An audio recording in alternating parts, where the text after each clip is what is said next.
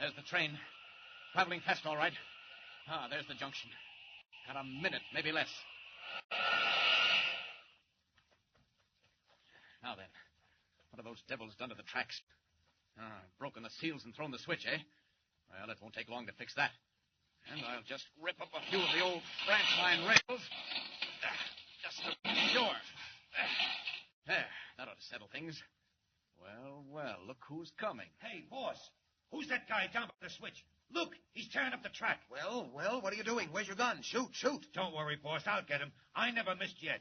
Got him, boss. No, you didn't. There he is. You missed him, you fool. Never mind, boss. I won't miss him this time. Hey, you. Keno, what's the matter with you? All right, then, rush him. The train. Here comes the train. Get that man away from there, Keno. Boss, beat it. It's him. I see him now. It's the man with the red cape. The train. Run, Keno, run. Make for the car. Made it. Threw the switch just in time. Go on, Silver Clipper. High ball for Salt Lake City in the west.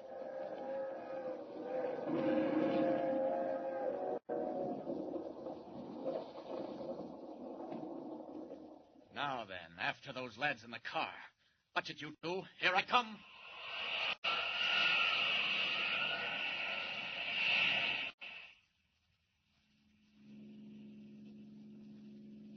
I tell you, it was him.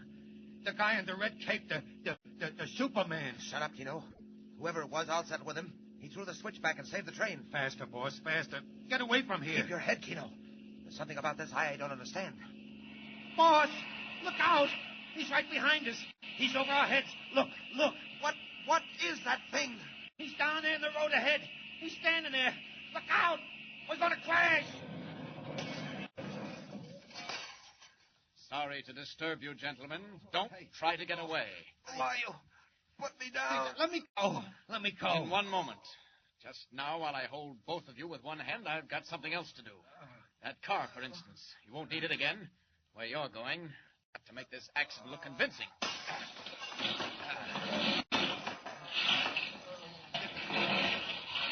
The car. Look what he's doing to the car, boss. He's wrecking it. There. No one will ever ride in that again.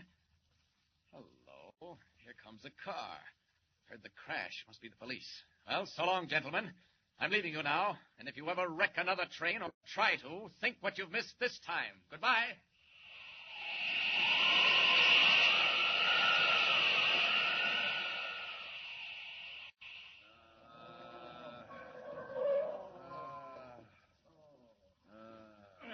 Hey, here's where that crash was. There's a couple of guys lying on the road. Hey, grab them, boys. I wouldn't wonder if they were the fellas that newspaper man was talking about. They tried to make a getaway and cracked up. Well, look where their car got to. Man alive, looks like a cyclone hit it. Yes, doesn't it? Or that Superman they keep talking about. Good evening, Chief. Say, there you are. Why, it's the reporter. Well, howdy, Mr. Kent. Well, I see you got them all right. Yes, but there wasn't no train wreck. I guess we scared them off. Keep huh? him off. Keep him off. We done it. Put me in jail. Put me anywhere. But don't let that guy touch me again.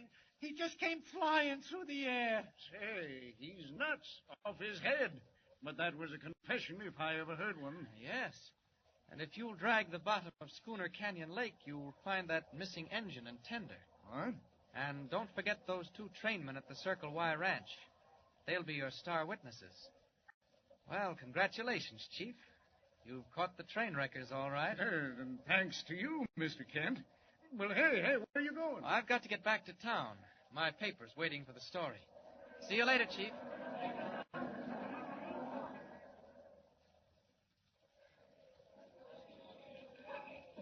Well, Kent, come on in.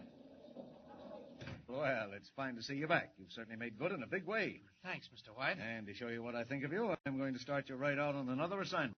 Thank you, sir. Thank you very much. That's the best news I could possibly hear. Now, wait till you do hear it, my boy. There are 1 or 2 things I want to ask you about first. Yes, sir? I know it sounds foolish, but all these rumors about the mysterious flying figure clad in a red cape and all that, you know anything about this, Superman? Do I know anything about this Superman? Why, Chief, what a silly question. All right, let it go. Now, I want to talk to you about your next assignment. Just pull up your chair. Yes, sir. Oh, confound it, I told him not to disturb me. Steady, room. White. You've caught the wolf, my friend, for all the good it'll do you. The wolf has a master, and the master speaks to you now. Here, what the... Say, who is this?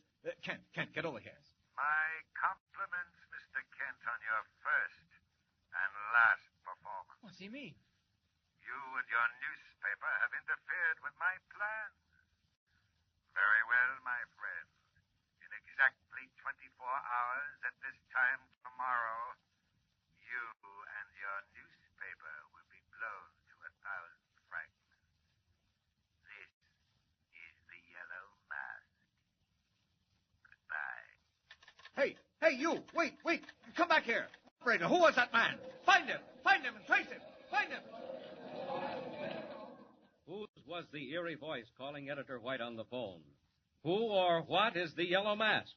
And can Clark Kent, without revealing his identity as Superman, solve the mystery in the newspaper office? Terrible, deadly danger threatens the Daily Planet. Superman has 24 hours' time. Tune in and follow the story. Now, don't forget, next time, the beginning of Superman's latest adventure. Tune in and don't miss it.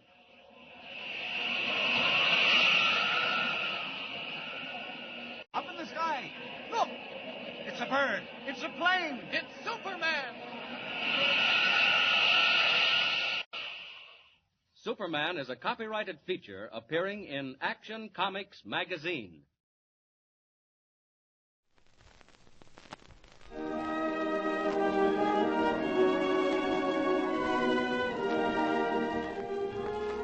It's time to join our American family Robinson again in Centerville. Gus Olson and Windy Bill have become important figures in the business world. Gus by virtue of investing in one share of Jason Shoes Incorporated, and Windy by his appointment as contact manager of Mr. Jason's factory. Windy isn't aware that the title, contact manager, was made up by editor Luke Robinson to conceal the fact that Windy's job is really that of office boy. Luke is doing his best to impress Miss Timmons with Windy's desirability as a husband, hoping that she'll take Windy off his hands. As we tune in, we find Windy and Miss Timmons strolling arm in arm down the street. Yes, sir, Letitia. Old Jace put his hand on my shoulder and he said, "Old man, we want you with us. We need you." Well, that's just what the head of the Home for Homeless Cats said to me when he wanted me to take a booth at their charity bazaar.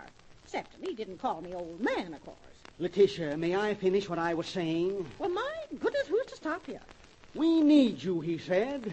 And if I'm not mistaken, his voice trembled a little with emotion when he said it. Imagine a big, strong man like him breaking down like that. I don't have to imagine, Letitia. I was there. And then he went on. Jason Shoes Incorporated is nearly ready to go ahead, he said. But until I heard that speech of yours, Winkle, there was one thing lacking, a contact manager. And today I have found the man. What man? Why, the man to be contact manager, Letitia. Well, my gracious, you don't have to bite my head off.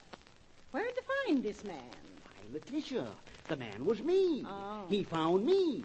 He wants me to be contact manager for Jason Shoes Incorporated. Well, why didn't you say so? Well, that's very nice, I'm sure. Nice? You realize what that means? Do you know what a contact manager is? No. Do you? Why, of course I do. How could I be one if I didn't? A contact manager is the very heart and soul of any corporation. He's the man around whom everything revolves. Everything. He's the man who manages the contacts. My, it does sound important. Something like a vice president, I guess. Nothing like a vice president. Vice presidents are important, of course, to handle finances and things, but the contact manager, he's out in front, meeting the public, dealing with human problems. He welcomes the callers and speeds the departing guests. Why, he... Oh, Bill, if you knew how funny you look, bobbing around like that, with your figure. Well, of course, if you regard it as a laughing matter. I was merely showing you how I'll apply the personality touch. Oh, now, Bill, don't be touchy about it. You wouldn't look so funny if there was a real person in front of you. It was just 'cause you was bowing and scraping at thin air. Well, you have no imagination, Letitia. Huh? Well, I do think it's fine. You've got this opportunity to make something of yourself. No, I resent that. You infer, I suppose, that until I was offered this position, I hadn't made anything of myself. Bill Winkle, if you're going to take everything I say and twist it around and throw it back in my face, I'm not going a step further with you. There's others I can walk out with that won't try to pick a fight every 2 minutes. Letitia, wait. I didn't mean it, Letitia. It's just that this great new responsibility weighs on my mind. I'm not myself. Well, all right. You needn't go on about it. Well, that's better. We'll forget the whole thing, won't we? We'll just stroll in the moonlight and talk about you for a change. That would be a change. Oh, come, Letitia. Where's that sweet nature, that forgiving spirit? Why, that face was never meant to bear a frown. Oh, Bill, you do get around a person. Now, I'll tell you what we'll do. We'll go over where they're building the factory, and I'll show you how I'm going to get them to arrange it. I'm practically in charge of construction, you know. Well, I don't know. The mosquitoes is awful bad over on the meadows. Well, now, who'd mind the mosquitoes when looking at the birthplace of a great career? And there's a good show on, too. I was kind of hoping we could Careful there, Letitia. Mind the path. It's rough here. Yeah. Yes, sir. This factory will have the stamp of Winkle on it right from the beginning. Now, you take the building itself. I thought we were going to talk about me for a change. So we were. I have it. Let's talk about what you're going to do with all the money Mr. Jason paid you for your property. Huh? Ain't necessary. That money's all taken care of. And all safely invested, I hope. Well, safe. Good. Must be quite an amount, eh? I got a fair price. About 20,000, would you say? I wouldn't say. I'll tell you what we'll do. I'll guess, and you tell me if I'm right, huh? 30,000. I don't like guessing games. There, I knew there'd be mosquitoes. Oh, why do you avoid discussing your affairs with me, Letitia? You know you can trust me. Maybe I can, but you ain't never proved it. Oh, look. There's somebody walking around over there on the meadows. Just a hobo, probably. Letitia, this suspicious attitude of yours is hardly the right note for a person whom I hope someday to refer to as my bride. Looks kind of familiar. You're not even listening. Oh, I'm listening all right. But I've told you, Bill Winkle, a girl can't rush into a thing like that. Until I do decide, you'll just have to be satisfied with being a friend. And as for my business, Mr. Robinson handles it for me very well, I thank you. Well, you know, Letitia, we're not getting any younger. Why, I do believe that's Gus. Yoo-hoo! Gus! Oh, for heaven's sakes, Letitia, don't encourage him. He'll come over. Why, of course he will. Why, Gus, imagine seeing you out here. Letitia Timmons. So, this is why you wouldn't go to the movies with me tonight. Oh, I wish I had now. Now, look here, Gus Olson. Nobody asked you to come interfering around here. Oh, no? Well, all I gotta say is, Letitia, I'm surprised to find you here with this Winkle. Well, it certainly wasn't my idea to come here. Oh, make a picnic lunch for a lot of pesky mosquitoes. Just as I thought. Well, Winkle, what do you got to say for yourself? This is ridiculous. I was simply going to show Letitia how I plan to arrange the factory. You plan? That's rich. What do you got to say about it? Well, as contact manager and an officer of the company, I have plenty to say. Why, Jace says to me just before he left, send me a report on how things are going. That's how much I've got to say about it. Maybe we could go to the movies after all, Gus. Winkle, don't make me laugh. It's the stockholders like me what decides how things is going to be run. As for being the contact manager, I wouldn't brag about that if I was you. You and your one share. Anyhow, that's one more than you got. And I already figured out how the company can save some money. If they build over here on this little piece of high ground, that'll save them draining the swampland, and then they can run a spur. You can't do that. That's where I'm going to have the football field. Well, I don't see as either of you's got to say about it. And I just as soon go now if you don't. Football field? Who ever heard of a football field for a show factory? Why, of course. This factory is going to embody all the very latest ideas. The football field will be for the Jason team. We'll pick the best players and send them all around the country to play. It'll be a fine ad. That's progress. Not as long as I'm a stockholder. The first thing you think of is getting the plant going to make some jobs and making some money to pay the employees before you start thinking of fancy ways to spend money. Oh, so you've been listening to Luke Robinson talk about the way to run a business. Well, all he thinks about is profits. You bet I've been listening to the boss. And it wouldn't do you no harm to listen to him neither. Huh? You'd find out that profits is what pays wages. Why do you suppose all the big factories employs 2,000 or 3,000 people instead of a dozen or so? 'Cause they made a profit and turned it back into the business and expanded and made more profit and hired more people and, well, that's the way it works. Well, I'm not going to sit here all night and get eaten up by these pesky insects while you two keep... Yes, but what'll happen? Tell me that, Gus Olson. When you get your 2,000 or 3,000 employees working away so that you can pile up more and more profits... You don't even know as much about it as I thought you did. No? And that's nothing. Even a guy like you ought to know that it's employees that buys things. It's the employees that buys automobiles and radios and houses and shows. Gus, couldn't we go now? Well, Gus, I'll give you a tip. Do as I'm doing. Get into this thing for a while and get what you can out of it. The whole system is going to be scrapped anyway. But while it lasts, it's a good thing. Well, I said my say, and I'm going. You two can get bit and argue till doomsday and see if I care. Oh, you think so, do you, Winkle?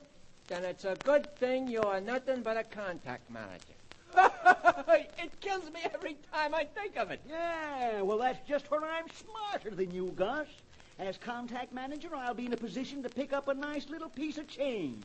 And then when the big crash comes, I'll just slip out unobtrusively and be better off than I was before, see? Oh, yeah? That's very smart. And while this scrapping is going on, what do you think the millions of people like me that saved their money and invested in the future is going to be doing? Cutting out paper dolls? No, Winkle. It's people like us and the boss that's the backbone of this country. You guys make a lot more noise, but you just don't realize you're hollering by yourselves.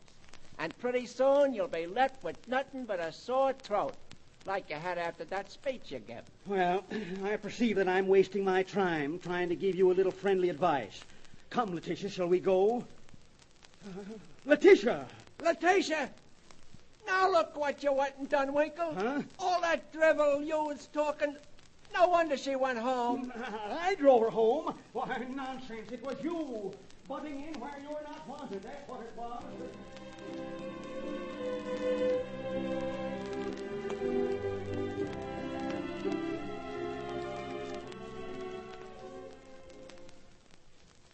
You know, I'm really getting very hopeful, Luke. He's out with her again tonight. What? Who's out with who? Whom? Why, Bill with Miss Timmons. Oh, well, I wish they'd get on with it. I'm tired of urging Winnie to wear my best ties so he'll impress her and of paying his tailor bill. Well, I don't see why you do it. I should think it would be enough having gotten him that absurd job. What is it, contact manager? Well, I don't know how impressive that will be as an attraction. You see, I was forced to tell Gus Olson that it really meant he would be only an office boy. Luke. Oh, he'll be sure to tell Miss Timmons, and then she'll just laugh at Bill and never marry him at all. Well, I had to do it, Myra. Gus was ready to sell his perfectly good investment because he thought Wendy was going to be an officer of the company. Oh, well. And after all, since I'm doing my best to wreck his romance, the least I can do is to make him feel secure about his security. Anyway, I swore him to secrecy about Wendy's job. Well, it would just break my heart if anything went wrong now. You know, I've already planned to use Bill's room as a sewing room. Huh? It's on the south side, and it gets the sun all day. Why, it would be just ideal for sewing. And I'll put up little dimity curtains, Yes, and then... that will be nice. Of course, I had thought I might make a little study out of Oh, it. but, Luke, well, you have the library. Yes, but that room's way upstairs where it's quiet. You know how it is with Bob around and Betty and Dick come over. A man can't hear himself think down here. Why, Luke, anybody'd think you didn't enjoy having Betty and Dick come over. No, Myra, that's not the point. I love to have them come over. And I'd come down and pass the time of day and see how they're getting on, but then I could go back upstairs and be quiet. I could keep all my stuff up there out of the way. Oh, but, dear, it would be a shame to have the sun coming in all day, and And it'll be all wasted just so you could be there a few minutes in the evening. Well, folks, waiting up for me? Why, Wendy, aren't you home a little early? Oh, not especially. Mind if I use your desk, Luke? Have to send a report to Jace right away. Got some new ideas for the factory. Oh, but Miss Timmons, why, I thought you were... Letitia? Oh, she got tired of waiting or something and went home. Now, let me see. The football field should be about... But, Wendy, you didn't let her go home by herself. Sure, she was mad about something. And the sunroom for the executive... Mad, but, Wendy, surely you just didn't let her go. You didn't call her up to explain whatever it was? I can't be bothered. Now, look here, Wendy. This won't do. She'll stop liking you. You got to do something quick. Surely it can be patched up. Oh, Bill, you don't mean you to let her go. Why, suppose she marries Gus Olson. Well, if she's so interested in him, why doesn't she? Oh, there goes my sewing room. There goes everything. Has Wendy really given up his pursuit of the fair Timmons, or is this just a passing fit of temper over her lack of interest in the impressiveness of the new Winkle, contact manager? If Gus Olson only knew it, his golden opportunity for carrying off the prize is right at this moment. Join us in our next program and see what happens. Until then, goodbye.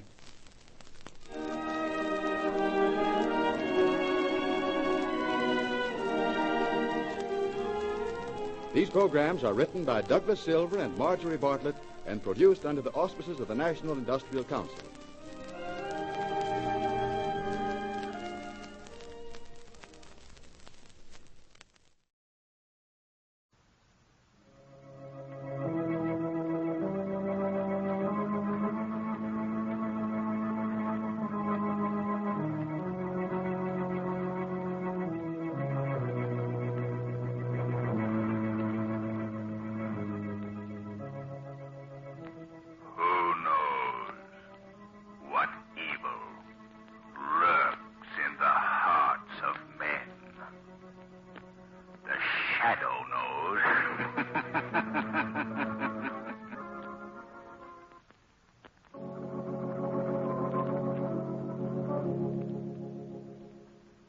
The Shadow, mysterious character who aids the forces of law and order, is in reality Lamont Cranston, wealthy young man about town.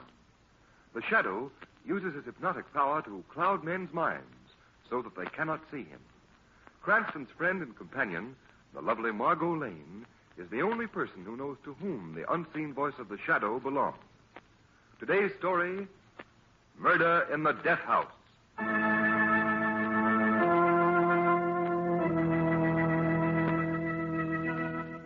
It is 7 o'clock in the evening. Margot is in the office of Wilson M. Tuttle, head of the new reform party called the Citizens Committee.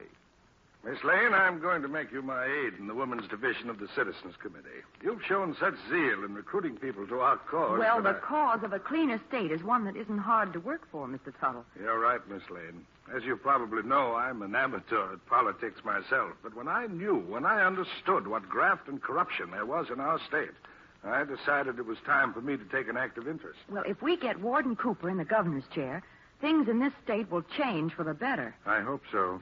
But the machine that controls things in this state isn't going to give up without a fight. And I can promise you it won't be a fair one. You mean that they'll try to discredit Warden Cooper in the voters' eyes? Certainly.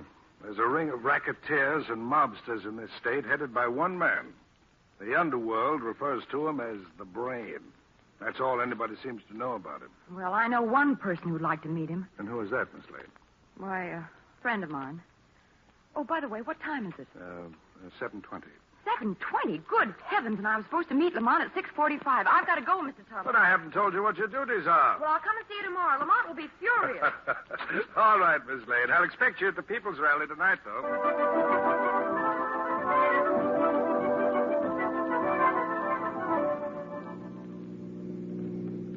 Margot, would you mind telling me where I'm going in such a hurry? To a meeting of the Citizens Committee, Lamont, and we're late now. Oh.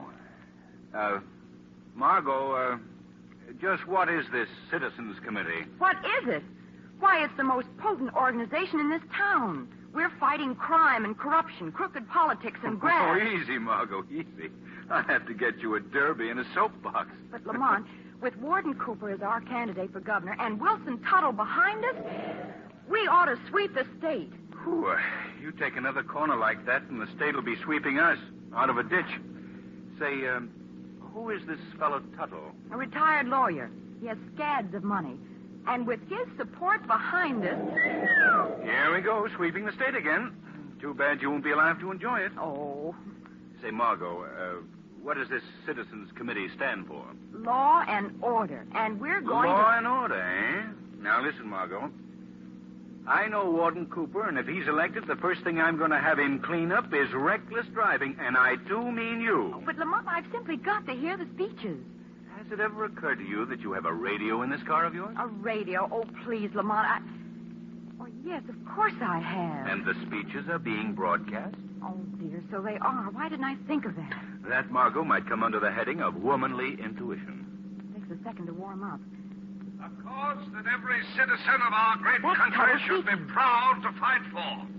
The cause of law and order. Oh, isn't he wonderful? He's a powerful speaker, but I don't... Lamont, I want to hear this speech.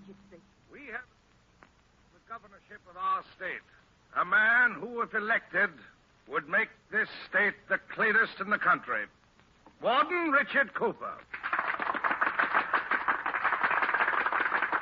Unfortunately, Warden Cooper cannot be with us tonight in person. He has his duties to perform at the state penitentiary, but he will speak to us from there by special wire. Ladies and gentlemen of the Citizens Committee and of our state, I give you Warden Richard Cooper, our next governor. Ladies and gentlemen, Mr. Tuttle spoke of the duties that keep me here at the penitentiary tonight. I believe you all know what those duties are. Tonight, Killer Gorin is to pay his debt to society, and a large debt that is. At this very moment, Gorin sits in a death house of this prison. He boasted that he couldn't be captured and convicted. When he was captured and convicted, he boasted that we couldn't execute him, that the leader of his ring of racketeers and mobsters would rescue him. Well, ladies and gentlemen, tonight is the night when Killer Gorin will pay for his crimes against society. I stand on my record. Killer Gorin will die in the chair tonight.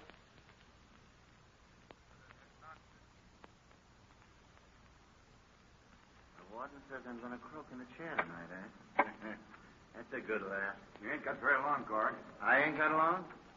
I got my whole life in front of me. They're not going to fry me tonight. I got connections. Pipe down, Gorin. I don't have to pipe down for you, screw, or for anybody else. You can tell that to your warden. Gorin, I've never seen a man as hard as you.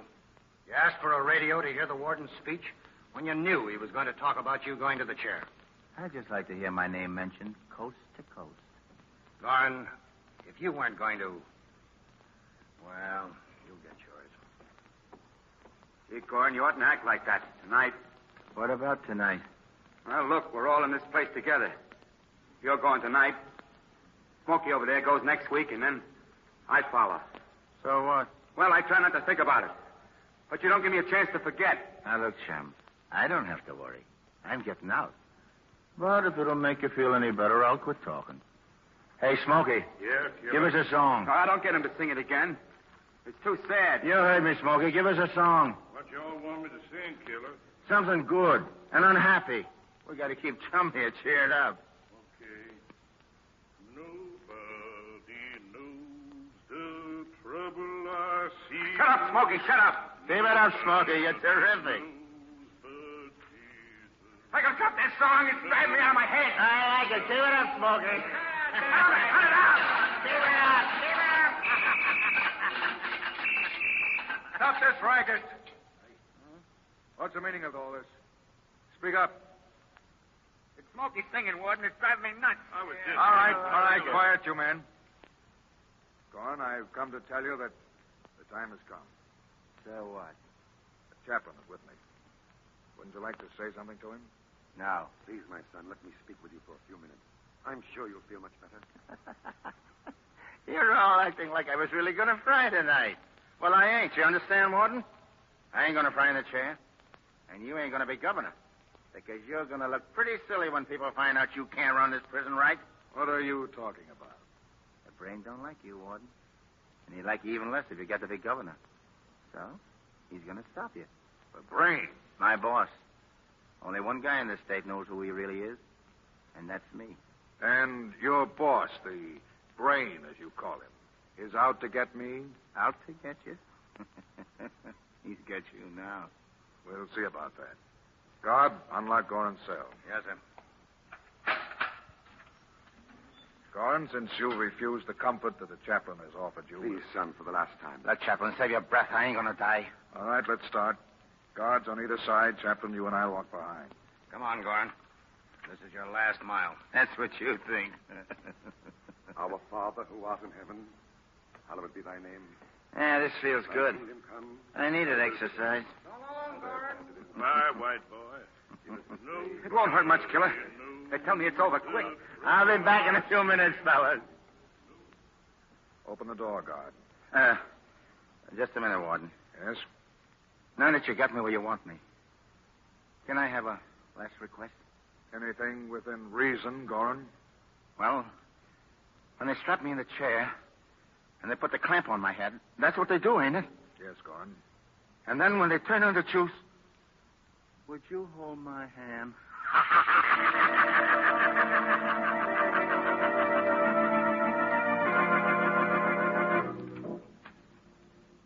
Is the warden ready, guard?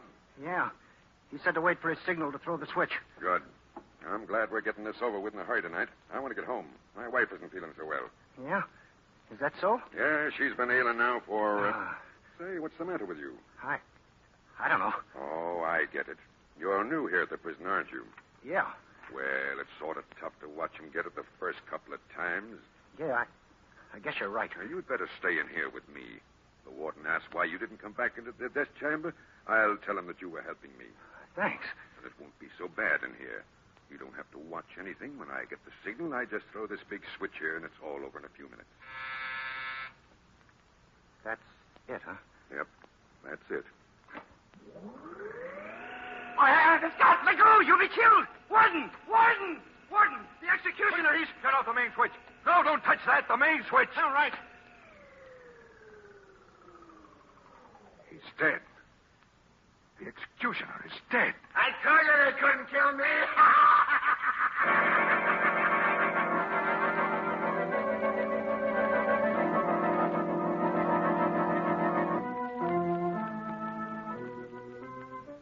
I don't know what to make of it, Commissioner Weston. Here I thought we had the strongest man in the state as our candidate for governor, and to have this happen. It wasn't the warden's fault, Mr. Tuttle. The electric chair was rewired to kill the man who touched the switch. But Gorin is going to be executed tonight, for sure. The warden has found a new executioner, and there'll be no slip-ups this time. I hope not. I hope that Warden Cooper's reputation for efficiency hasn't suffered too much already. Well, I'm... Hi, Commissioner. Remember me? What? How did you get past the man at the desk? Well, that's a fine way to greet old I'll friends. have that man McGuire fired. I'll have him broken. hello, What Mr. kind of an Tuttle. I office didn't know is you this? were here. Yes, Miss Lane. I came to speak with Commissioner Weston about the happenings at the prison. You two know each other? Yes, Miss Lane is one of my assistants on the committee. Oh, Mr. Tuttle, this is Mr. Cranston. How do you do, Mr. Tuttle? Cranston, you're an awful nuisance. Why do you bother me all the time? Coming in here like... Commissioner, I'm writing a book. What did I tell you, Mr. Tuttle? This man haunts me, never leaves me alone. What kind of a book, Mr. Cranston? Well, it's not much of a book at present. It's mostly notes. But I'm going to call it Crime and Its Causes. Oh, sounds very interesting. Interesting. What can an amateur Sherlock Holmes know about crime and its causes? You're right, Commissioner. Absolutely right. I'm just an amateur, no experience. That's why you're going to get me into the death house of a state prison tonight as a guard. What? So I can get some local color for my book, some authentic realism. You think I'm crazy? No, but you better watch your blood pressure, Commissioner. Now, look, Weston, tonight Gorin is going to the chair. Don't you see what drama there is there? There may be drama there, but you're not going to be there as a guard or anything else. But my literary future depends on it. No. Please. No. If I promise not to bother you for a month. Absolutely no. I wouldn't. What? 1 whole month, just for one night, as a prison guard. Now you're talking. Cranston, if I get you into the prison tonight, you'll stay away from me for a month. Word of honor. Cranston, you've made a bargain. But to insure me from you for at least a week, you're going to stay in the death house not just one night. You're going to stay there for 7 whole days. I'll show you.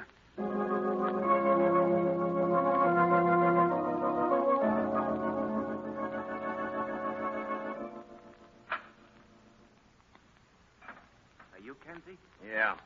You're the new guard, ain't you? Warden said you'd be on tonight with me. Yeah. Well, things are pretty quiet right now. But you never... Hey, Kenzie. Who's the new screw? Shut up, Gorin. Hey, just We're a out. minute, Kenzie. I'd like to talk to Mr. Gorin. Sure, let the gent speak with me, Kenzie. So, you're the notorious killer Gorin, huh? Well, I ain't the warden. What's your moniker? My name's Jones. John Jones. I'm pleased to meet you. Now, look, Screw. Just to get things straight around here, I run this place. What I say goes. Get it? I understand what you said, if that's what you mean. Oh, a smart guy, huh? You know, it ain't everyone that can talk back to me and get away with it. So everyone's afraid of you, huh? Sure. I'm the guy that can't kill. Say, how did you work that, Gorin? I got connections. You got to know the right people, Screw. You certainly was an amazing escape from the chair, all right. Yeah, it sure was. Did you see the spread I got in all the papers? Yeah. Listen, you'll pardon me for saying it, but I don't think the pictures did you justice. You know, that's just what I think. I'm a better-looking mug than those newspaper pictures showed me up to be. Why, sure. You ought to have your own photographer take 'em. Then you could be sure. Say, that's a swell idea, Joan. I'll do that. You know, I like you. Maybe I can help you. Yeah? How? By having you meet up with the real bunch that's running this state. You're a smart guy, Gorin. Yeah. There's only one guy in this state who's smarter. Yeah? Yeah, the brain. He's the one who had the chair rewired and bumped off the executioner last night. Oh, I wondered how that was done. He runs everything in the state. Every racket, every mob. You think the warden runs this prison? Well, who does? Brain. We've got men planted all over this place. How would a guy get in with him? You mean you'd like to get in? Yeah. Maybe you are in. If I say so. Now, listen. Tonight when the break comes... The break? You don't think I'm going to stick around and give him another chance to put me in the chair, do you? I did last night because the brain ordered it. It was to make the warden look bad so he wouldn't have a chance of being governor. Say, that's pretty smart. Yeah, we thought so. But you ain't very smart, Cranston. What did you call me? Cranston. I know why you're here, Stool. I see. How did you know my name? I got ways of finding out. Then you knew all the time. Then all that talk about the jailbreak was just... There's going to be a break, all right. But it ain't going to do you any good to know about it. I'm going to bump you off myself. Just before. Well, maybe you are, and maybe you're not. Nice work, Kenzie. Gosh, Gorin. Suppose he'd seen me coming up behind him. Suppose he'd been able to get to the warden. Well, he didn't, so don't worry, Kenzie. Now go on, drag the guy Cranston over in the corner. They're out of sight. When the break comes, I'll fix him so he'll never talk again.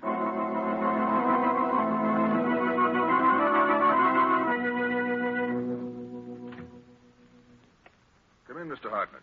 Sit down. Hey, thanks, Warden.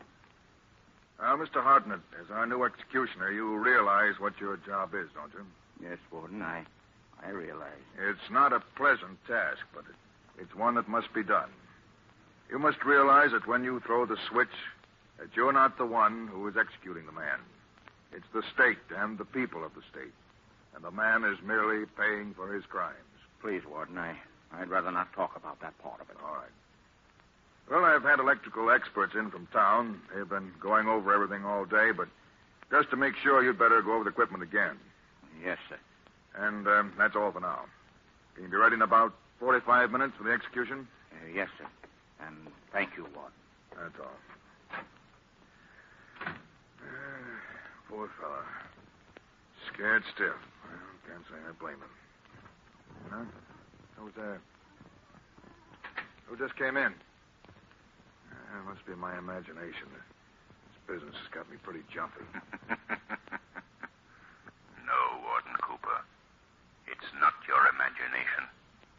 Who's there? I can hear your voice, but I can't see you. Men call me the Shadow. Shadow? You've heard of me? Yes, I've heard of you, Shadow. You fight crime and injustice. You're the fellow nobody can see. Yes. And that's why I'm here. What do you want of me? What do you know of the murder of the executioner? Nothing, Shadow. Strange it should happen after Gorin had boasted that he couldn't be killed in the chair. Shadow, I'm fighting for law and order. Killer Gorn will definitely die tonight. At this very moment, the new executioner is testing the equipment. What? There'll be no slip-ups this time. When did he go to test the equipment? Just a few minutes ago. Why? Warden, I've just examined the wiring. Those men you hired to go over it have fixed it so that the whole west wall of the prison will be blown off at the first touch. It was planned for a prison break. Quick, we must stop him before he touches anything. Come on.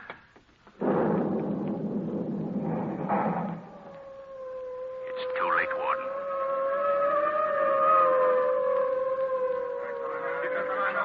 Stop! Stand where you are or I'll fire. Get out of my way, crew! Go back to your cells or I'll fire. There's only one guard and 20 of us. The rest of the guards on this side must have been knocked off in the explosion. Get out of my way, guard, or we'll let you have it. Shoot him if it's doing it. Go on, shoot him. That's got him. Come on. Stop where you are. All of you, stop. Hey, look. That gun's hanging in the air by itself. Yeah. What's The Shadow is holding that gun. Shadow, listen, huh? Go back to your cells. Go back, I say. If there ain't nothing there, how can it stop it? Come on. Does that convince you? I fired above your heads that time, but the next time I'll aim lower. Guess you ain't kidding. Let's go back. All right, Warden. We've got to stop for a minute. Lock him in. Let's go back.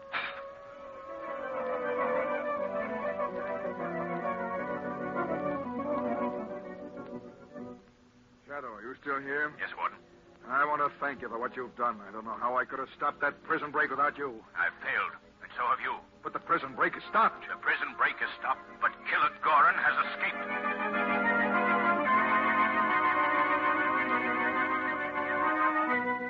But was it necessary for you to bring these reports over to me tonight, Miss Lane?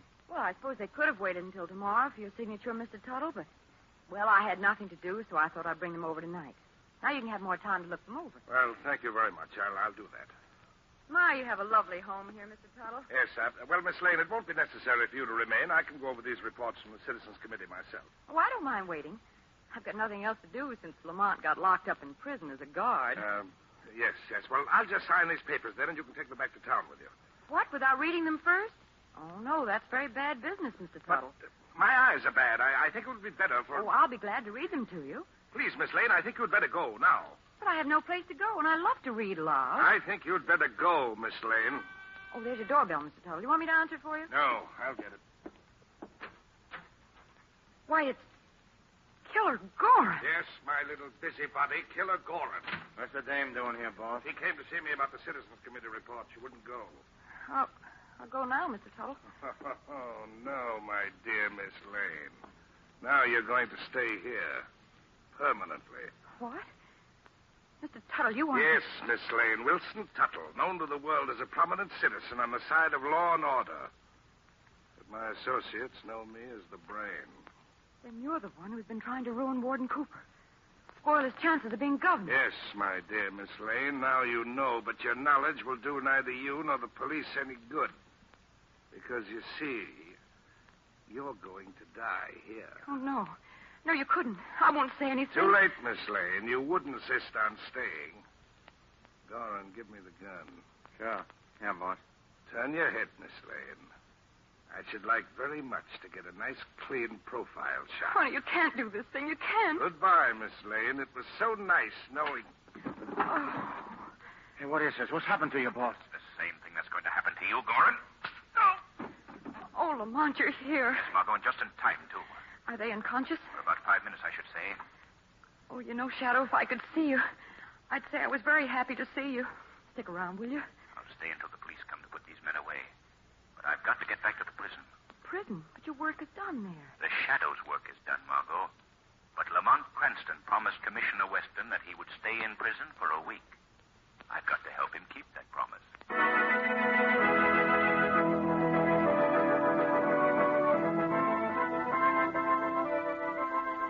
Well, Miss Lane, I just sent for Mr. Cranston. He ought to be here in my office any minute. Do you think prison has changed him much, Warden? I bet it's knocked some of the crazy notions out of his head. Oh, Lamont, darling, it's so nice to see Hello, you. Margot. And Commissioner. Hello, Cranston. We're here to let you know that you're being pardoned for good behavior. Thank you. How about the crime book, Lamont? Did you get any worthwhile material? Oh, we must have. Yes. What with the prison break and escapes, I'll bet you got some exciting data, Cranston. Well, I did write one chapter when I was here. About the perils of a guard in the death house? Worse than that, Commissioner. The perils of riding with a woman driver. Oh, Lamont.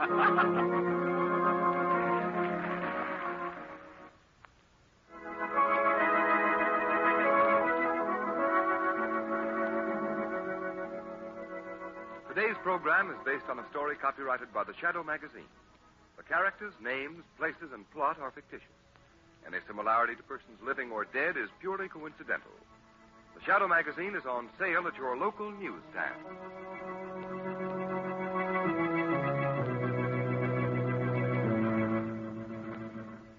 The weed of crime bears bitter fruit. Crime does not pay. The Shadow knows.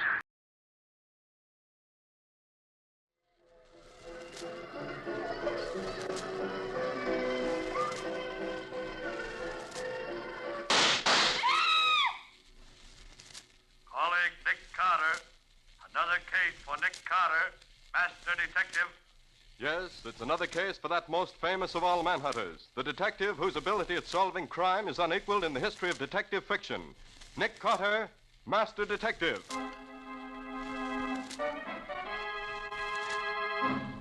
Tonight's curious adventure is The Echo of Death. Or Nick Carter and the Phantom Clue.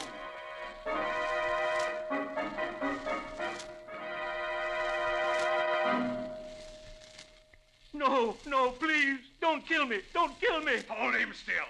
They're just like that. This has got to look right. No, I'll do anything you say. I'll forget everything I know. Only don't... All right. He's dead. Now, come on.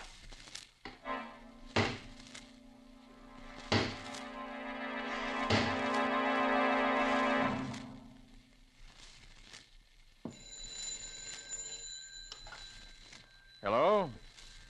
Yes, this is Nick Carter speaking. A case? What kind of case? A disappearance. Well, that's hardly in my line. Oh, I see. Yes. Yes. Yes, I understand. All right, expect us late this afternoon. Did you get that on the extension, Patsy? I should say so. Echo Valley Lodge, private amphibian plane waiting for you at the airport. Come at once, never mind the fee. Who is this Howard Manstead who tosses money around like confetti? A well-known millionaire sportsman, Patsy. But wouldn't it be more to the point to ask about the man who's disappeared? Oh, you mean James Thurlow, the columnist. Why, he's... Say, who is he, anyway? That's what you get for not reading the financial pages of the paper, Patsy. Well, come along. We've got to find a taxi and get to the airport. Well, aren't we going to take anything with us? Oh, yes, of course. I was forgetting. I thought you were. I'll need my new dress. We'll want Scubby. Call him and tell him to meet us at the airport. He knows Thurlow. They write for the same paper. But why aren't we going to... Oh, and one other thing, Patsy.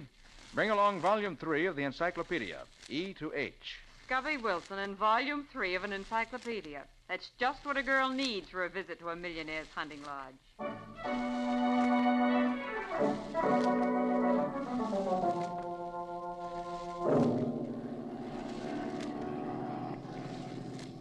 Though seldom visited because of its somewhat inaccessible location, Echo Valley is a natural freak of singular interest. I have friends you could say the same thing about, but the encyclopedia doesn't mention them. Quiet, Scubby. Let Patsy finish reading. Echo Valley is of great interest to scientists. Sounds occurring in certain areas of Echo Valley may be repeated as many as 13 times, echoing from cliff to cliff in gradually diminishing volume. Why do encyclopedias always use so many words to say so little? That's what I wonder about newspaper reporters sometimes, too. So we'll change the subject?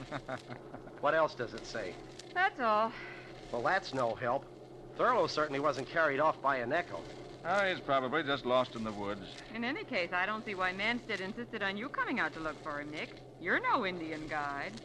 Patsy, if Thurlow isn't found alive, it may cost the public millions. Millions? Well, he's just a columnist, isn't he? Just a columnist. He's the smartest financial reporter in New York. And Thurlow's more than just a reporter, Patsy. In the financial column he writes, he sometimes tips the authorities off to big stock swindles and other kinds of financial skullduggery. Right. It was Thurlow who broke open the Nemo Bank scandal 3 years ago and sent the whole board of directors to prison. And for some time, Patsy, Thurlow has been hinting in his column that he was on the verge of revealing some kind of tie-up between certain politicians and one or two big operators that would rob the public of millions. Oh, then if anything happened to him now, before he's had a chance to tell anybody what he knew, the scheme would go through his schedule. Right. That's why he went to Echo Valley Lodge. Manstead, an old friend of his, invited him out so he could work in peace for a few weeks. Scubby. Huh? Is it true that Thurlow was on the verge of a nervous breakdown when he left? Oh, he was walking around in circles talking to himself, Nick. He had almost all the dope he wanted, but he still hadn't got the name of the guy behind the whole scheme. He took along a whole bunch of records of stock transactions. He said they might give him the clue he needed. And, hey, look, ahead of us. Echo Valley. It is, isn't it, Nick? No doubt of it, Patsy. But look, that isn't any Echo flying toward us. A plane. Nick, it's a plane flying up out of Echo Valley. Yes. Yes, it's a private amphibian. I thought this plane of Manstead's was the only one in these parts. Now, the pilot's seen us. Huh. He's turning out of our line of flight. You suppose he wants to avoid us? I'll bet he doesn't want us to see his markings. He is trying to avoid us. Oh, pilot, swing over so we can get a look at that plane down there. Right, Mr. Carter.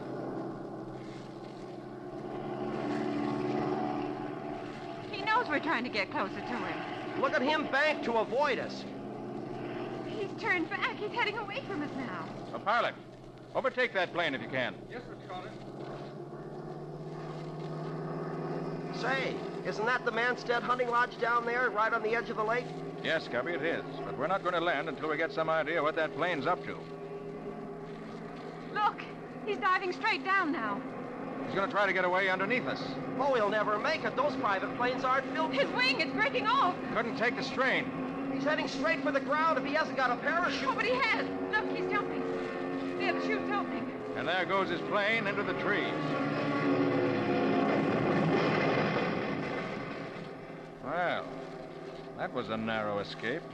He didn't have more than 500 feet of altitude. Oh, he's come down on the top of that tall pine. He's caught there. See, his parachute won't come loose. Yes. Well, we'll have to land and rescue him. Besides, I want to know why he was so anxious to avoid having his plane identified. Oh, pilot. Yes, Mr. Carter. Land in the lake and taxi up as close as possible to the place that fellow came down. Yes.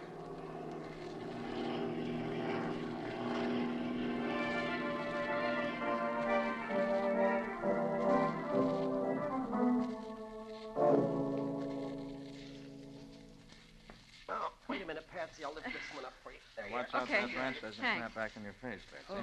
Well, aren't we almost there? Yes, there's the clearing. Just ahead. Only a few more steps. Oh, and they say exercise is good for you. Oh, there. There's his parachute. I think I can see him hanging among the branches. He's hurt or he'd call to us. Come on. His shroud lines are caught among the branches. I can see that much. Well, he's just dangling there. Yeah. Hey, you up there. Can you hear us? You all right? He doesn't answer. Look, I'll climb up and see if I can... No. Wait. What is it, Nick? Look at those shroud lines. They're wrapped around his neck. Yeah.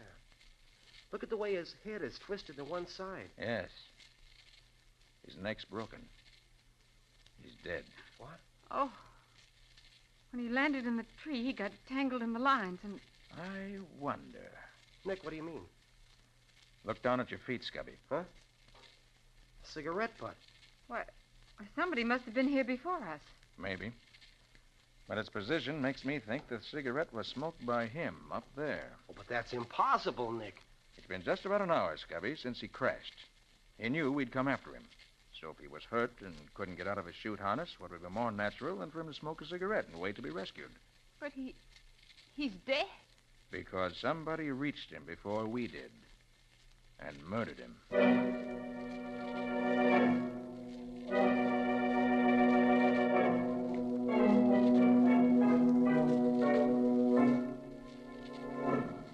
And so that's the story, Mr. Carter. As much as we know, anyway. Thurlow just wandered away yesterday morning and never returned. I see, Mr. Manson. And you don't think this mysterious airplane we met just before we reached here has any connection with Thurlow's vanishing? Well, I don't see how it could. But then, as I said, I haven't the slightest idea where the plane could have come from or who was flying it. Yeah. Now, let's go over the facts again, if you don't mind. Oh, of course not. Thurlow arrived here a week ago? Yes, with his wife. I had them flown in my plane. They had the lodge to themselves with my permanent housekeeper to look after them. And you arrived yesterday? In the middle of the afternoon. But Thurlow wasn't here when you arrived? No, he'd already gone out. He told his wife he was taking his revolver along and would take pot shots at the trees and rocks. So you never actually saw him? That's right. The woodsman I employ to look after the property asked me to come and examine some trees he wanted to cut down. About sundown, I got back to the lodge, and Thurlow still hadn't returned. Mrs. Thurlow was becoming worried. I ordered the floodlights we used for landing the plane at night, but he didn't show up. And then in the morning, you called me. Well, first I phoned the nearest forest ranger station. And after that, Mrs. Thurlow was so agitated, I had promised I'd send for you. Where is Mrs. Thurlow? I'd like to ask her a few questions. Well, she's sleeping now. She was up all night, and this morning the housekeeper gave her a sleeping tablet. Shall we wake her? No, not just now. There's still an hour of daylight left. I'd like to take a look around outside. Perhaps I'll open it. Mr. Manstead. Johnny, what is it? His hat. We found it. Thurlow's hat? Where? Near the waterfall. Why, that's not far. It's only a mile from here. It's still light. Do you want to come with us and look for him, Mr. Carter? Yes, I think I do.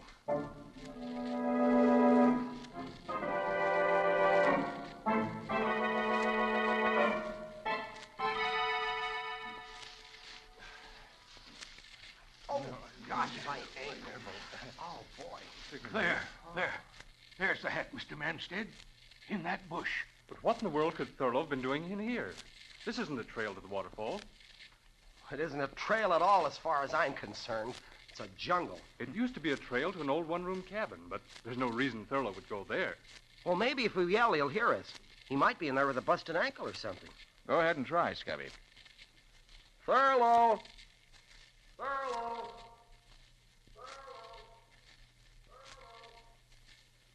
Good gosh, will you listen to that? Well, that's one reason this is called Echo Valley.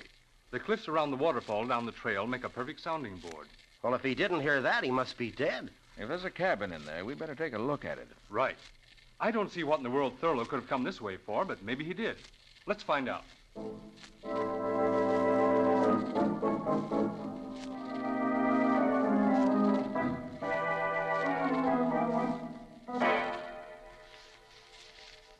There it is. Where, Manstead? Oh, there, between those two trees. See it? Oh, yes. It's only another 40 yards. Well, come on, then. Oh, Scubby, wait. Well, sure, Nick. What is it? That bare patch of ground there. Those footprints. Thurlow's footprints. You sure, Scubby? Sure. I've seen those pointed shoes of his too often not to recognize the footprints anyplace. Come on, Nick. Yes. I'm coming. Thurlow's a tall man, isn't he, Scubby? He's a tall man like I'm Henry Ford. He's about 5'5". Why? I thought that... Well, never mind. There's the cabin. Gosh, it doesn't look as if it had been opened in years. Well, it hasn't that I know of. But there are Thurlow's footprints going right up to the door. And somebody's opened the door recently. Look at these broken spider webs around the door jamb. But it won't open now. Oh, here, let me try. It ought to open without any trouble. Yeah, but it doesn't budge. That's strange. Let's take a look through the window. The window's boarded over. The boards haven't been touched. I nailed the window up myself 3 years ago. Nobody came here since. And someone has come here. Thurlow. And he must be inside now. But the window hasn't been touched, and the door is barred on the inside. Looks bad. We'd better break the door down. Suppose we have old Johnny use his axe on it. That'll be quicker. Of course. Johnny, smash the door open for us. Stand back, please.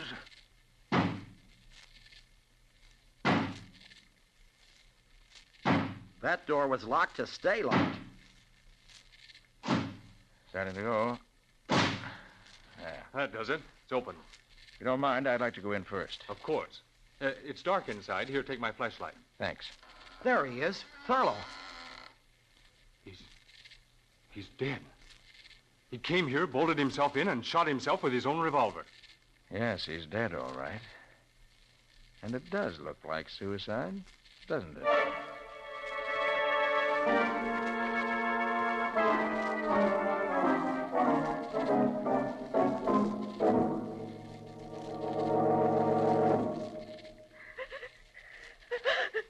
Now, Mrs. Thurlow. Jim couldn't have killed himself, Mr. Carter. He couldn't have. I'm sorry, Mrs. Thurlow. I wouldn't intrude on your grief if it wasn't necessary. Now, first of all, what kind of mood was your husband in yesterday morning just before he disappeared? He was very agitated. Agitated? Well, do you know any reason why he should have been? I think he just found a clue to the identity of the man he was seeking. The one behind this plot to upset the stock market. Did he say who it was? No, he just said he'd stumbled on a clue. And he'd be so shocked he could hardly believe the evidence. That was why he went out into the woods. He wanted to be alone to think the matter through. Perhaps his notes will tell us what he found. Yeah, I thought of that, Nick. After Mrs. Thurlow woke up and I talked to her while you and Scubby were out with Mr. Manstead, we tried to read his notes. But they're in some kind of a shorthand that nobody can read but himself. I can make out a few words here and there, but not enough to help. Well, we'll have another try at it later. Please go on, Mrs. Thurlow. Well, that's almost all, Mr. Carter. Jim went out about 10 in the morning. I stayed here in my room reading. About half an hour later, I thought I heard a shot. All of a sudden, I was terribly frightened. Frightened? Of what? I don't know. It was just a feeling. Then I heard the far-off echo of somebody hammering. It was... Oh, it sounded like somebody hammering down the lid of a coffin. And I'm positive it meant that Jim was dead. It's probably someone chopping down a tree, she heard, Nick. Anyway, she went back to her reading and forgot about it. Then around 1, Manstead phoned from the village. That's a little town about 10 miles from the hills, for Johnny to come for him in the station wagon. Manstead phoned? But didn't he fly in by plane yesterday? Seems not. The plane was in New York getting a new propeller, so he took the night train. Is that so? Anyway, Johnny went to meet him. He got here about 2:30. The rest of the story is just the way he told it to us. Nick Thurlow must have killed himself. There just isn't any other answer. I wonder, Patsy. I wonder.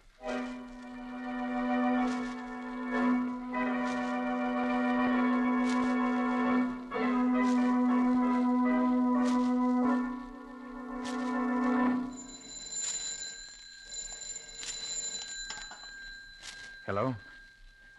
Yes, speaking. Did you get the dope I wanted? He was? And the plane? Then check every airfield within 50 miles of the city. Yes, I know it's a big order, but somebody's playing this game for big stakes. No, that's all. Call me back when you've learned something. Hello, Carter. I didn't know anybody was here in the library. I took the liberty of phoning New York. I was trying to check on that mysterious plane that we saw crash yesterday afternoon. I see. Did you learn anything? Nothing yet. You know, I have a theory about that plane, Carter. I'd be interested to hear it, Mr. Manstead. Well, we're only 100 miles from the border, and in the past, planes engaged in smuggling aliens into this country have landed in this region. Now, I'm willing to wager this chap who was so anxious to avoid being seen was engaged in doing something like that. Certainly sounds plausible. Nick! Oh, Nick! Oh, yes, Scubby. Oh, there you are.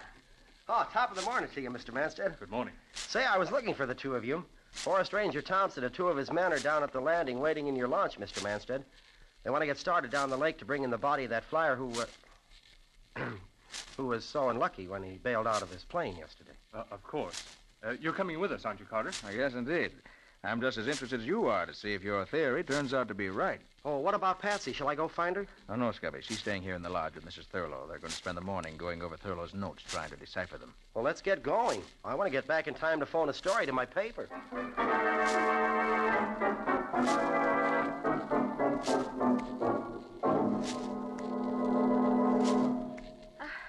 I'm afraid it's no use, Miss. Please, just call me Patsy. It's just impossible to read these notes of Jim's, Patsy. They're not only in his own shorthand, but most of them are in code, too. Here's something that seems as if it might mean something. See, it says, I can HB it. HB. Hardly believe. I can hardly believe it. Yeah. Of course, that's what it means. And here's some more. It's clearer.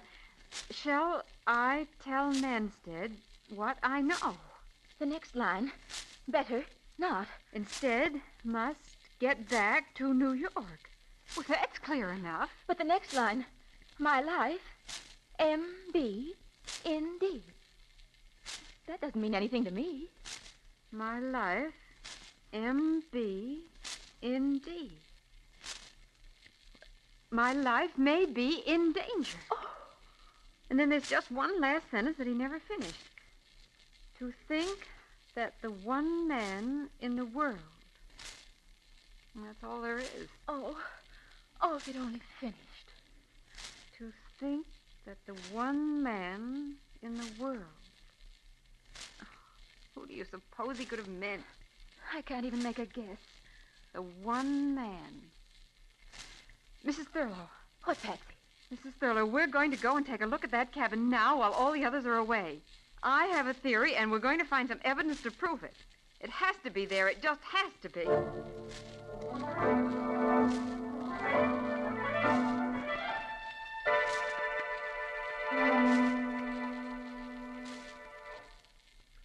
Hello, Nick, my friend. Hey, what's troubling you? You've been sitting out here on this rock for an hour ever since we got back, looking mean enough to bite your grandmother. Scubby, that poor devil of an aviator whose body we brought in was murdered. And Thurlow was murdered. And I can't prove it. But, Nick, couldn't you be wrong? The aviator certainly looked like a natural accident. And Thurlow, if I ever saw a case that looked more like suicide, well, I don't know where it was. Well, that's just it. The aviator I can explain. Someone slipped through the woods, reached him before we did, climbed the tree he was caught in, and strangled him with the shroud lines in his parachute while pretending to help free him. But Thurlow, his own footprints leading into the cabin. The window boarded over and the door bolted on the inside. If somebody killed him, well, how did they get out? I don't know, Scubby. It isn't possible. Yet it was done. I'm going to break the... Hey, Scubby, what's that in your hand? Oh, just a shiny new nail I picked up somewhere. Somebody must have been fixing something. A nail. And Mrs. Thurlow said she heard the echo of hammer blows the morning her husband died. Yeah, said they sounded like somebody hammering down the lid of a coffin. Dames sure have imaginations. But that's just what she did hear. Huh? She heard the echoes of somebody nailing down the lid of a coffin.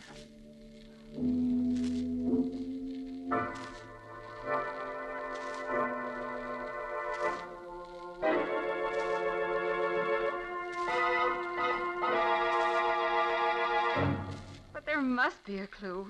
There must be. But we've been all over the cabin inside and out a dozen times now, Patsy.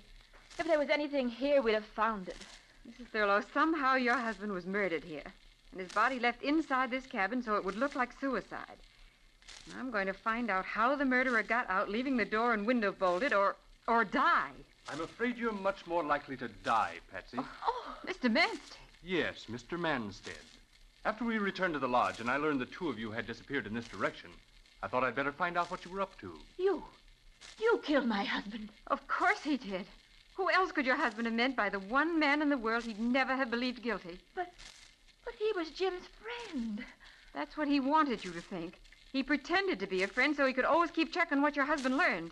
And he invited you both here so he could commit murder if he decided it was necessary. A very interesting theory. But I'm afraid I can't give you a chance to tell it to anyone else. Johnny. Right here, Mr. Manstead. Come inside and close the door. What are you going to do to us? He thinks he's going to kill us. He hasn't got that gun in his hand for fun. Johnny, the old mine shaft is close by. Now, if these two ladies out walking had the misfortune to stumble into it, it would be very tragic, wouldn't it? Lots of people fall down old mine shafts. So they do. And I'm afraid another such accident is about to happen. You can't get away with it, Mr. Manstead. Nick Carter won't let you. Oh, well, perhaps even clever Mr. Carter may have to have an accident. Help me silence him, Johnny. Quickly. No, Nick! Quiet! No! Quiet, I say! All right, now, Johnny, knock them both on the head and keep them quiet. All right, Manstead. Let go of her. You, Carter. Nick, look out, his gun! Drop it, Manstead, or Johnny, kill him! Kill him! Johnny, put down that axe or I'll shoot. Yes, sir. He's dead. I'm afraid so. Patsy, either of you hurt? No, Nick. You came just in time. But how? How did I know Manstead was a murderer? I knew that from the time we found this cabin. But it took an echo to prove it. The echo, Mrs. Thurlow, that you said sounded like someone hammering. But I don't understand. Scubby's bringing Ranger Thompson. Soon as they get here, I think I'll be able to clear up a lot of mysteries.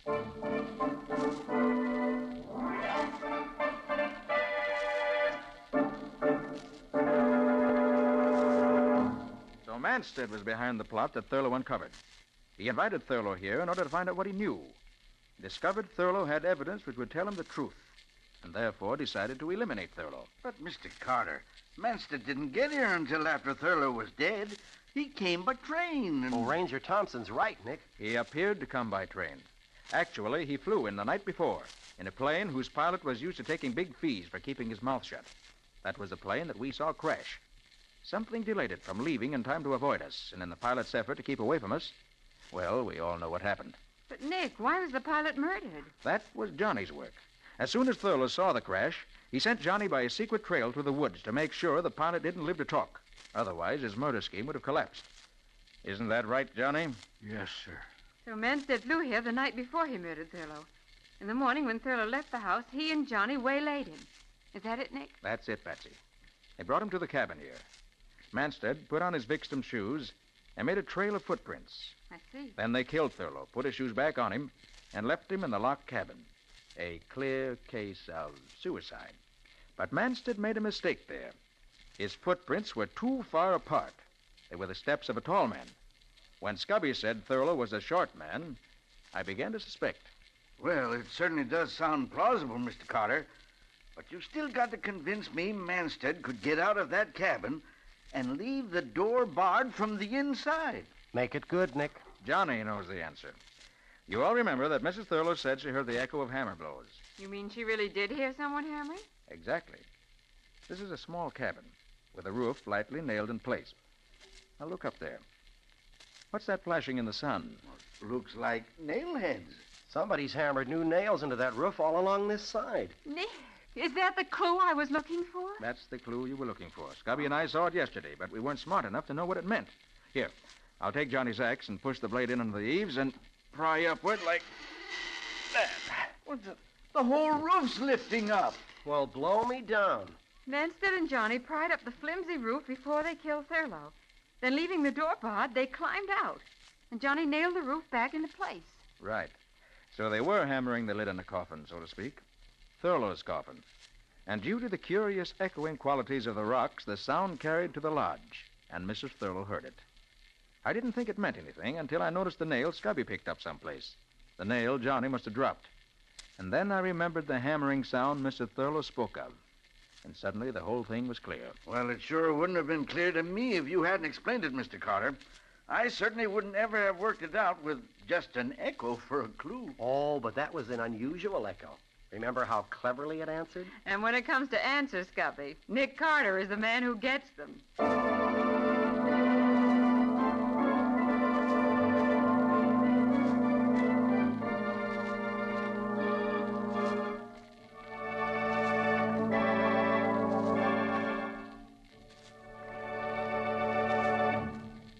This was another strange experience of Nick Carter called The Echo of Death, or Nick Carter and the Phantom Clue.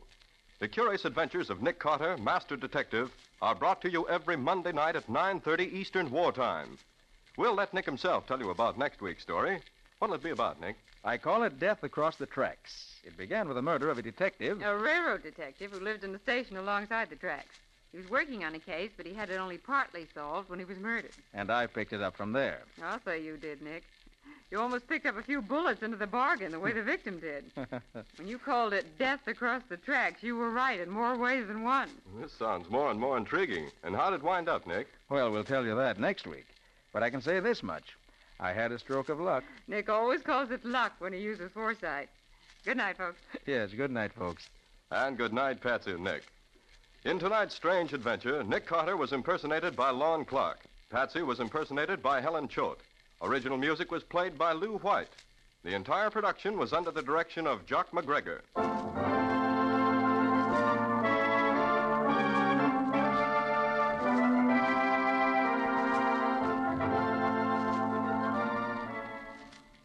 Next week at 9:30 Eastern Wartime, listen to another curious adventure of Nick Carter entitled Death Across the Tracks, or Nick Carter and the Mystery of the Midnight Train.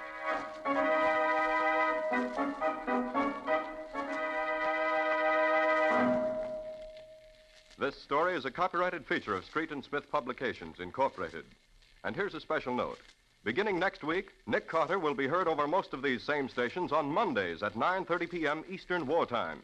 The Cisco Kid will be presented on Tuesdays at 9:30 p.m. Eastern Wartime. This is Mutual.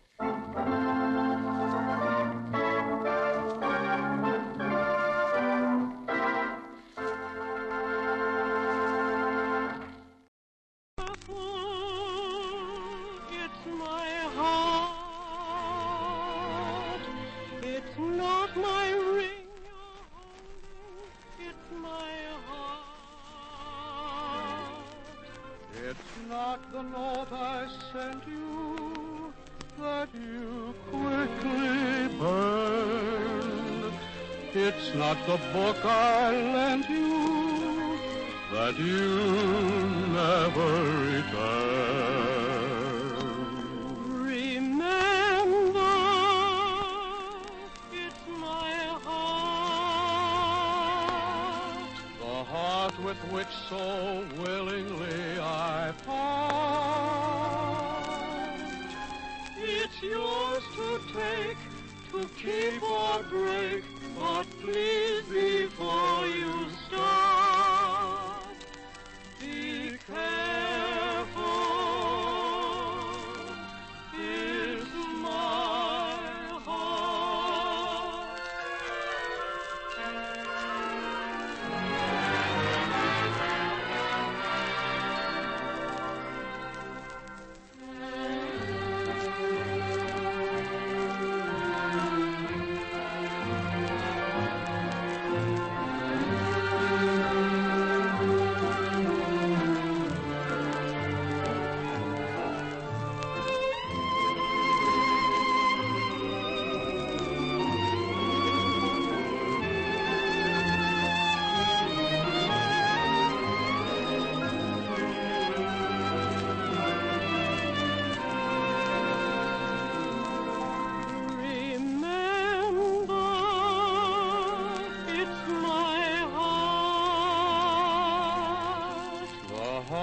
With which so willingly I part.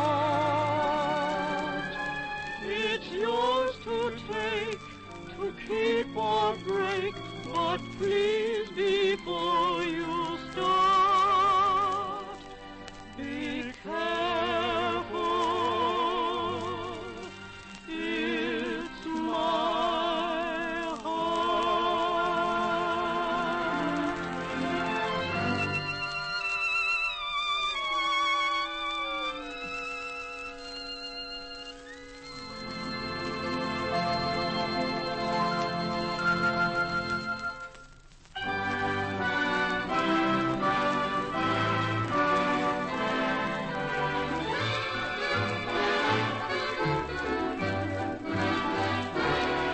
Next, a swing to Broadway for a preview of the new picture, For Me and My Gal. The boys and girls of Manhattan star in the title song, and here they are.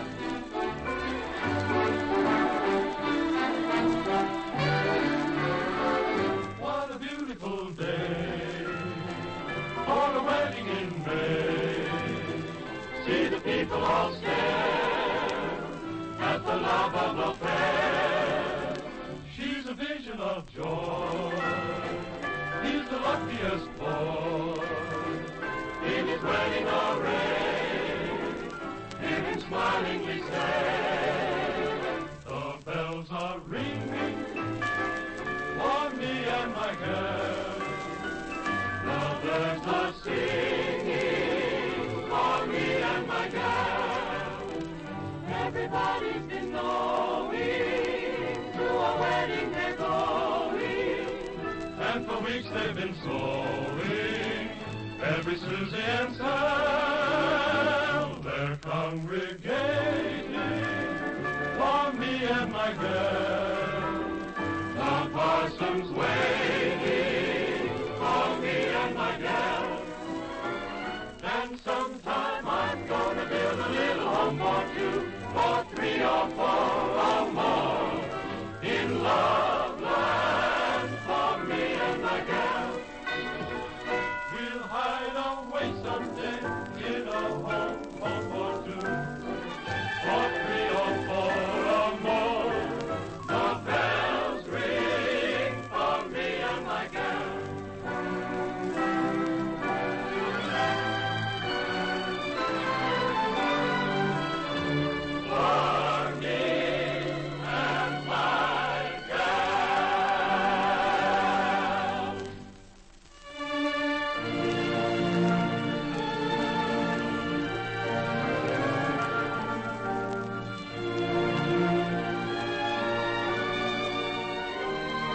America's great singer, Conrad Thibault, is famous as a singer of romantic songs. We believe we know why as we go to the beautiful Monte Carlo beach, where he stars in a special stage production of Tonight, Tonight, Cherie. Ladies and gentlemen, I give you Conrad Thibault.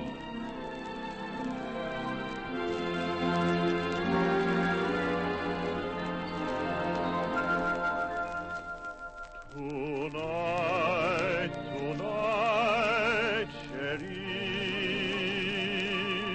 you linger in my memory. Tonight, tonight, my dear, your vision now appears to me,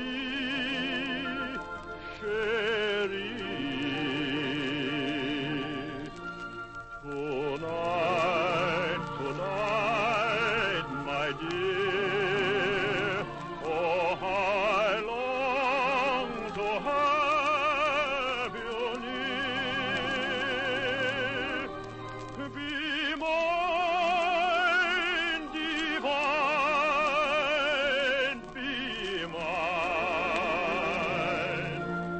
Forever I'll be thine,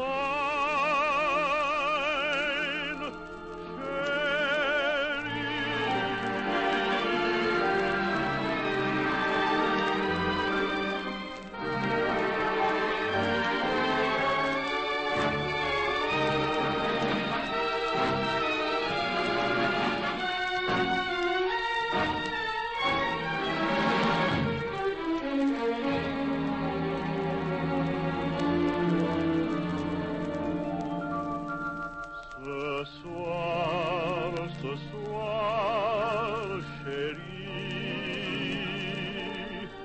toujours ton souvenir l'envie. Ce soir, chérie, tu m'apparais et me ravis, chérie. Ce soir, bien-aimé, ton souffle toujours parfumé.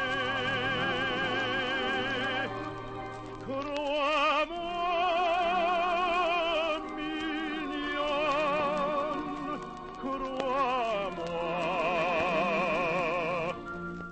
je suis à toi,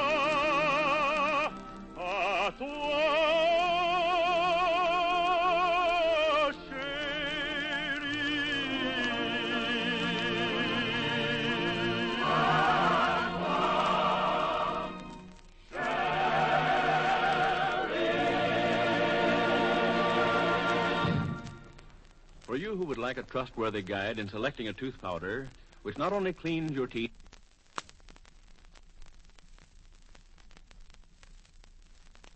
as we drop in on the Manhattan merry-go-round to see what's the big hit of the floor show. Certainly one of the top attractions is He wears a pair of silver wings, sung now by Glenn Cross.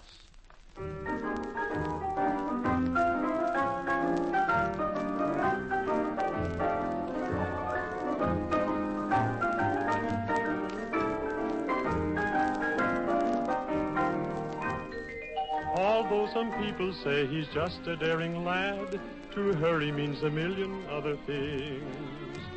For he's the one who taught that happy heart of hers to fly. He wears a pair of silver wings. And though it's pretty tough, the job he does of ours, she wouldn't have him change it for a king. An ordinary fellow in the uniform she loves, he wears a pair of silver wings. She's so full of pride when they go walking. Every time he's home on leave, He with those wings on his tunic. she with her heart on her sleeve. But when she's left alone and they are far apart, she sometimes wonders what tomorrow brings. For she adores that daring lad who taught her happy heart to wear a pair of silver wings.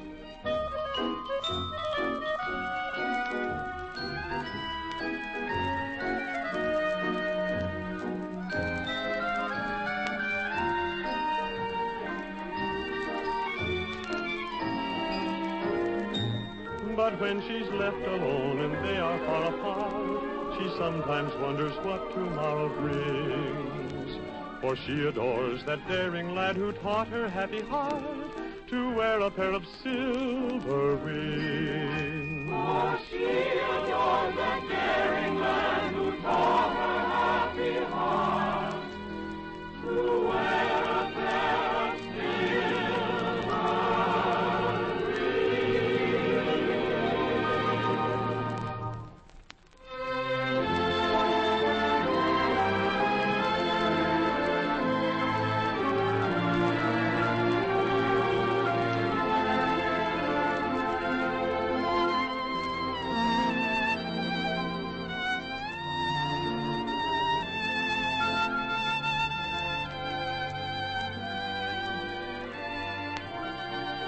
El Morocco, world of fame and fashion, calls us next, and for a very special reason. Here tonight, Marion McManus and Dennis Ryan are making hearts beat a little faster as they sing Lonesome, That's All.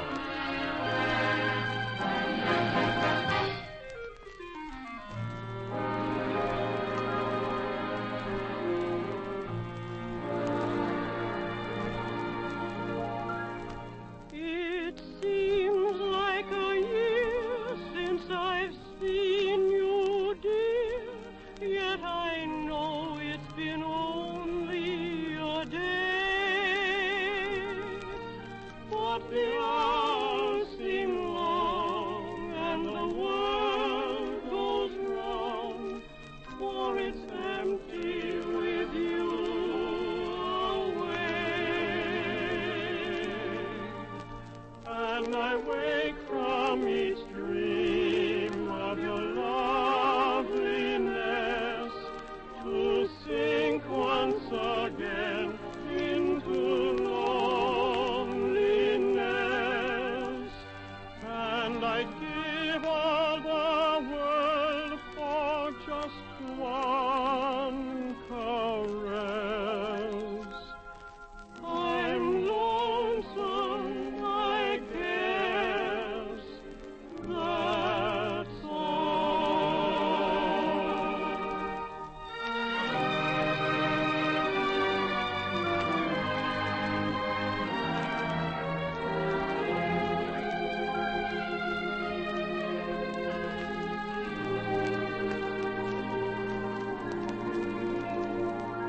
The faces I see don't appeal to me, for it's your face I long for today.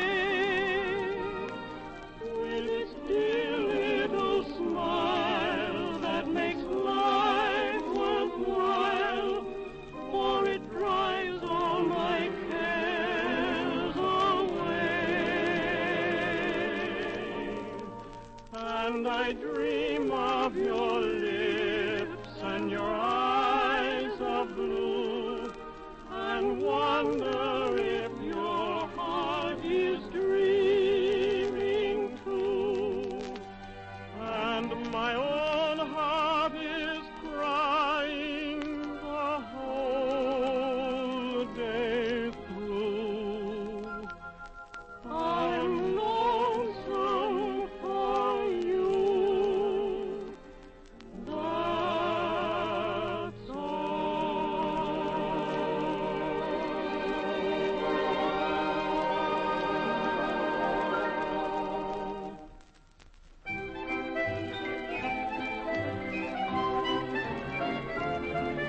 Next on the bill, the Boys and Girls of Manhattan in the Tickety-Boo song from the new Broadway show Count Me In, which opened here last Thursday night.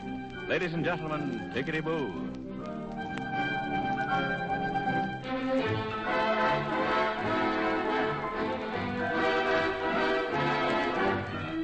Beware a victory bee. Now there's a victory G. This word in Australia is heard. G is for tickety-boo. Tickety-boo, tickety-boo. Come on and do the very best you can do. All the way through, the best you can do. And if it stops, it will be tickety-boo. Tickety-boo, tickety-boo, tickety-boo. You don't make stops if you are sent to come through. If you come through in all that you do, then you'll be tops and you'll be tickety-boo. For the day our lock's in clover, we're digging in to win the whole world over. The watchword's tickety-boo, tickety-boo, and that means you get on the beam and come through. Do what you do for me and for you. And if it stops, it will be tickety-boo. Thumbs up, that praise of renown. Thumbs up when you're feeling down. Some words do wonders for you. Some words like tickety-boo. Tickety-boo, tickety-boo, tickety-boo. And that means you get on the beam and come through. Do what you do for me and for you. We can stick it, we can lick it. That's the ticket, tickety-boo. Let's all sing it. Tick, tick, tick, tickety-boo.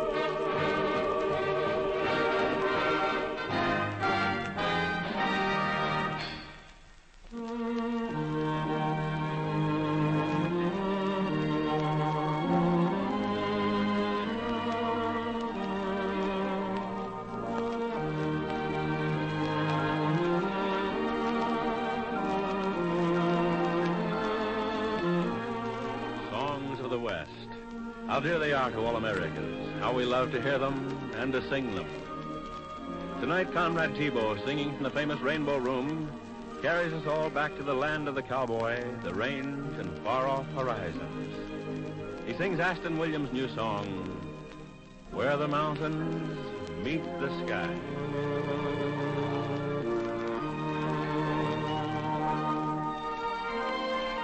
I'm heading for the blue horizon, where the mountains meet the sky.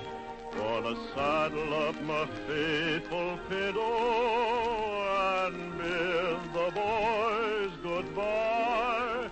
I'll say so long to Mom and Dad and tell Sister not to cry. 'Cause I'm heading for the blue horizon, where the mountains meet the sky. I'm gonna ride down that dusty trail to the land of sweet enchantment, where hardship doesn't prevail. When my roundup days are over and I've said my last goodbye, I'll be up in the blue horizon where the mountains meet the sky. I'm heading for the blue horizon.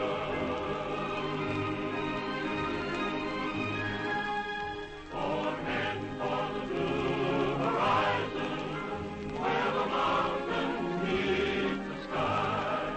I'm gonna ride. Gonna hit that dusty trail. I'm gonna ride.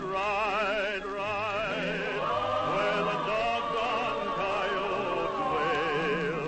When my roundup days are over and I've said my last goodbye, I'll be up in the blue horizon where the mountains meet the sky. I'm gonna ride. I'm gonna ride.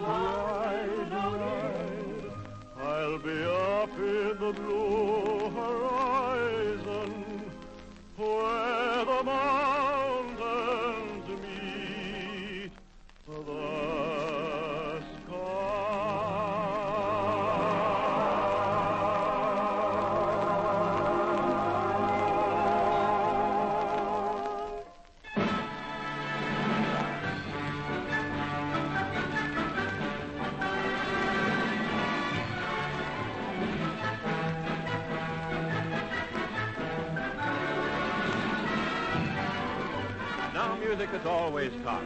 The Boys and Girls of Manhattan with Victor Arden in Oh, That Mitzi.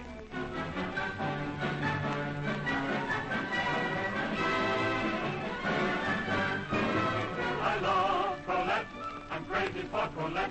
Oh, that Mitzi. My dear Colette, and I get all upset. Oh, that Mitzi. To stay, to go, I really can't decide. Of this I know, we cannot really be satisfied. I want Colette, I haven't weakened yet. Oh, that Mitzi.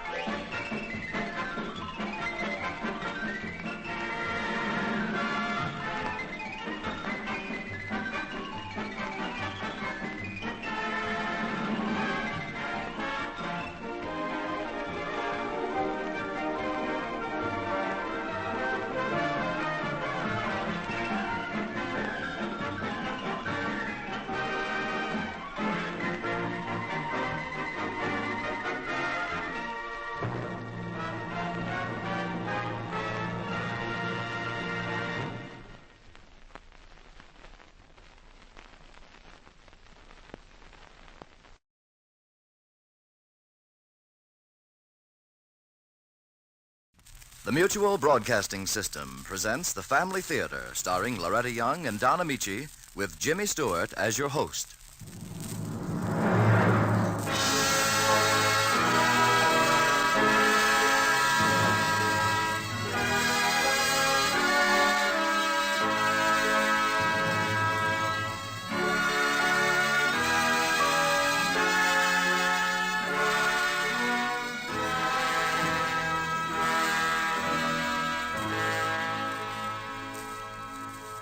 More things are wrought by prayer than this world dreams of.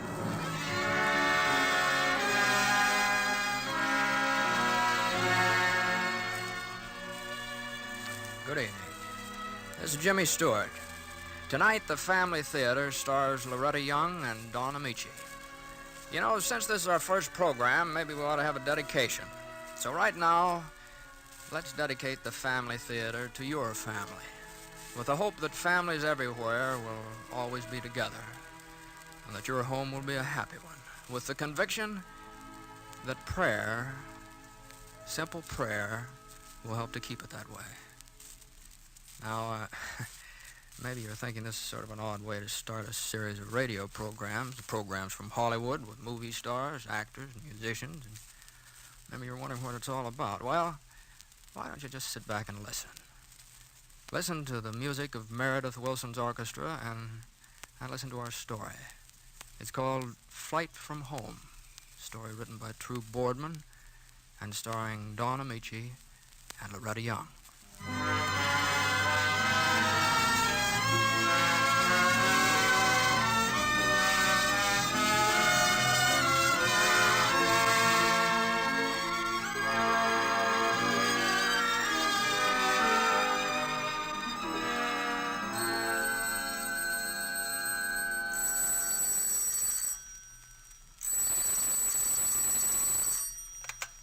Hello? Mary? Oh, yes, Nora. We're just leaving. We'll be there in less than half an hour to take you to the train. All right, I'm all ready. Still packing? No, as a matter of fact, I'm writing a letter. Oh? But I'll be ready when you get here. All right. Goodbye, Nora. Dear Jim, I don't pretend even to myself that this letter can make any difference. What we said last night before you left was final and definite. I know that. Within an hour, Nora and Charlie are coming to drive me to the train that will take me home to Cleveland. Home. It's funny that after 6 years I should suddenly be thinking again of Cleveland as home. But what does one do while one waits those last minutes before she says goodbye to a lifetime? I don't know. I only know I feel impelled to put it down in black and white. Perhaps then the separate pieces will make some pattern that has sense and order.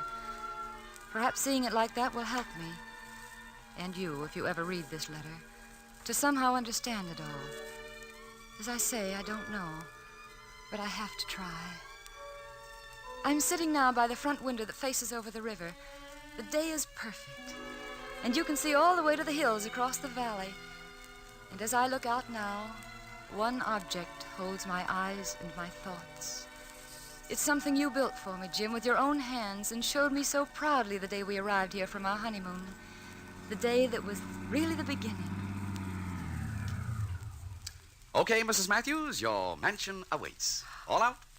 Oh, Jim, this is the Star Island place. Oh, you don't tell me. Oh, but Jim, we agreed on that little house near the university, the place on Elm Street. That shack for the wife of a man who in 2 years will be head of the university research lab? Oh, couldn't think of it. Oh. Come on. But, darling, we agreed. We talked it all over and decided, And remember? I decided you should have a place worthy of you. Mary, wait. Before we go inside, there's something here in the garden you didn't see before. What is it? Come on. In here. Well? Oh, Jim.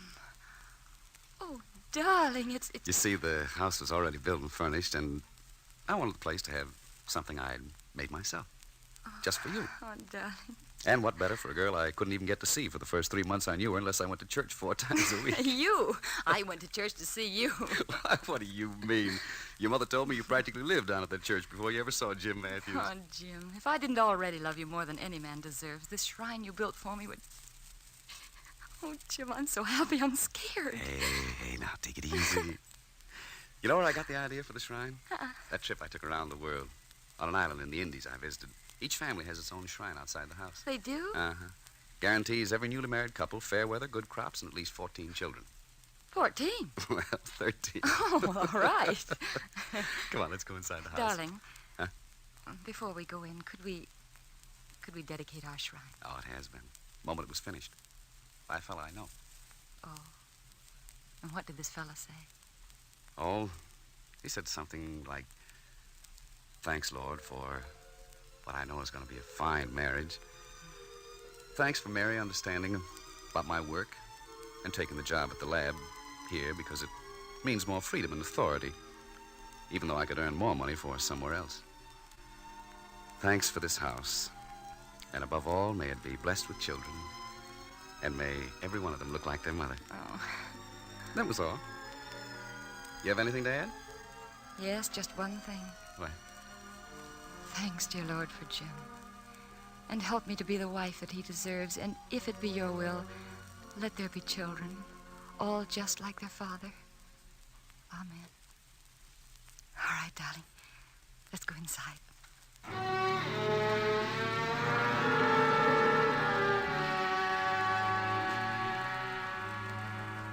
That was the beginning, Jim. Such a rich and warm and happiness-filled beginning that I forgot all about your overruling our agreement as to the house we'd buy. There was fun for us in those first months that so quickly became years. Such fun that, well, I wonder now how and when we first began to lose it. I only know that suddenly we were aware that there were 2 shadows across our life together. We had no child, and it began to seem we weren't ever going to have one. That was one shadow. And the other, well, you felt you'd received no recognition at the lab for all the work that you'd done. And then, just before our 4th anniversary, there was a night when it all seemed perfect again. We were alone, and you were helping me in the kitchen. Gosh, 2 people can dirty an awful lot of dishes. You don't have to help me with them, Jim. You're tired. Who's tired? I only played 7 sets. Oh, excuse me. I forgot I was married to the original Iron Man. What do you think of the new man? Fellow I played singles with. Oh, Mr. Michaels? Hmm. Why, he's all right. What? He's the old man's new pet. Former student of his. So some people think the old man might decide to make him director of the research lab when Professor Kenny retires this fall. Oh, Jim, he couldn't. You've worked hard for that directorship. You deserve it. Don't worry, the old man knows that. In fact, he said something about it this afternoon. Looks good. Jim? Jim, what would you do if Michaels did get that appointment over your head? Nothing. Just blow the roof off the lab and the old man, that's all. Yeah, and I'd help you. Jim, by the way, I went to see Dr. Peters this morning. Why? Oh, nothing important. Just to make sure whether or not we were going to have a baby. We are. Hand me the platter there. Here. Where's this young Michaels from, Jim? Pittsburgh. How soon? December, maybe January. You know, he's quite handsome. Yeah. Doc say you're all right? Perfect. Swell. You know, it's funny. People make such a to-do over this baby business. In the movies, the girl always has moonlight, soft music when she tells her husband he's supposed to faint or something. No, that's when it's born. Here's the platter, and be careful. But take us. We're washing dishes. Matter of fact, just conversation. Nobody excited, nobody nervous, nobody... Look out! Oh! Oh, Mary. Mary, darling. Jim, I'm so happy. Jim, this time it's really true. Oh, thank heaven, it's really true.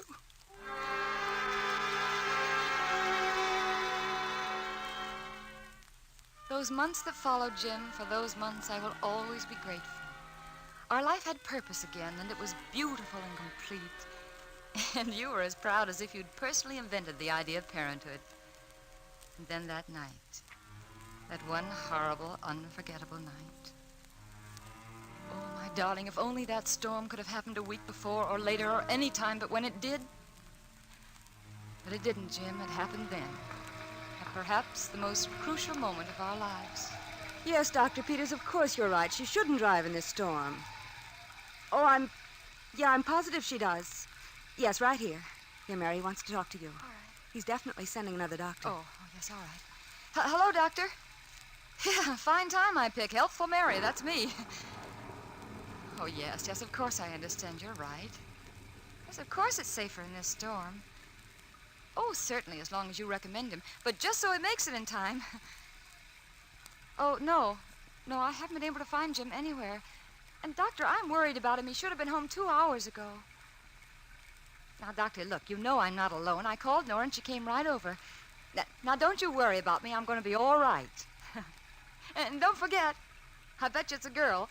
Now, you say it's a boy. It's still a boy, huh? Nora, Dr. Peters said... Oh, Nora. Hold on, honey, hold on. That one was 18 minutes. Nora, the front door.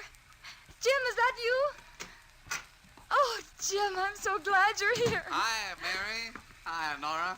Oh, darling, where have you been? Jim. Bill? I've been celebrating. All by myself, all afternoon. I got some news for you. Michaels got that assignment as director of the lab. Pretty boy Michaels is now my new boss. Ray. Oh, Jim. Jim, Mary's needed you. The baby. What about it? You mean... Yes, Jim, yes. But I'm all right now that you're here. We called Dr. Peters, and he can't leave the hospital, so he's sending a doctor here. But he doesn't want me driving to the hospital in this storm. Well, that's ridiculous. Of course you're going to the hospital. There's time, isn't there? Oh, I suppose so, but Dr. Peters Jim, said... that's crazy. The doctor specifically and said I that say she's going to the hospital. We'll have no home delivery with some doctor we don't know. You're having the best, Mary. You hear me? Jim Matthews' wife is having the best there is. No storm or anything else is going to prevent it either.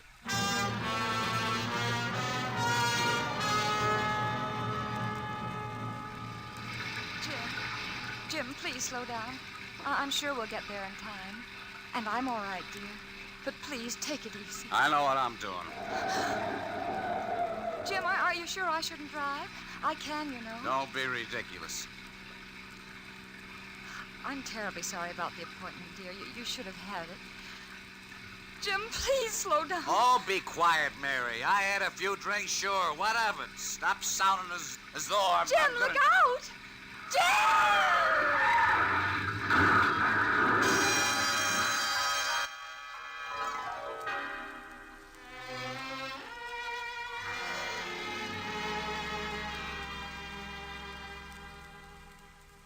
Doctor.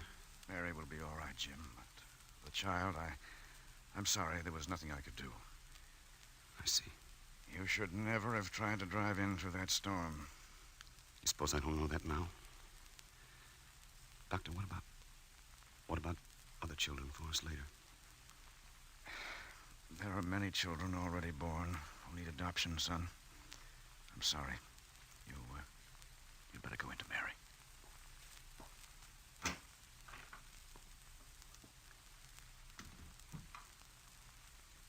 Mary? Jim. Mary. Jim. Jim, we lost our... Jim, our baby's dead. Dr. Peters couldn't save him. You must know this. Except for the accident, you both would have been all right. Oh. Except for the accident. Oh, Jim. Jim, listen to me. I'll let you rest now. I'll leave you alone. Oh, no, Jim, don't do that. Jim, wait a minute. Listen.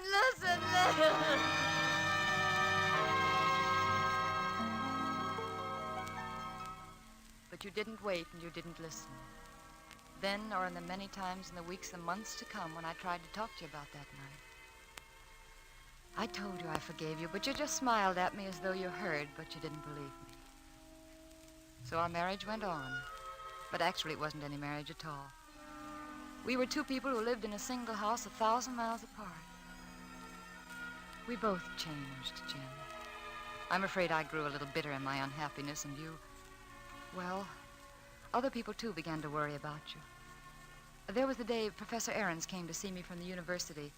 The old man, as you always called him. And I assure you, Mrs. Matthews, I try never to interfere with the private lives of my staff members. But I'm worried about Jim.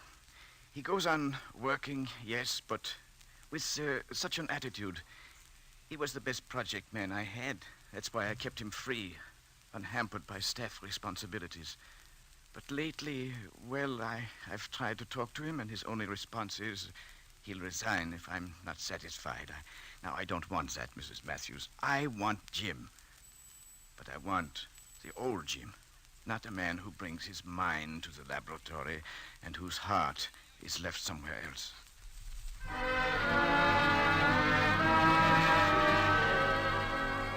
We talked, Jim, when we saw each other, but we might as well have used different languages. And then I thought perhaps I'd found an answer. That afternoon 3 months ago, I persuaded you to go with Nora and Charlie to the children's foundling home on the pretense that they were thinking of adopting a child. And when we came home that night, you were more yourself than I'd seen you in months. There was one child in particular had impressed you.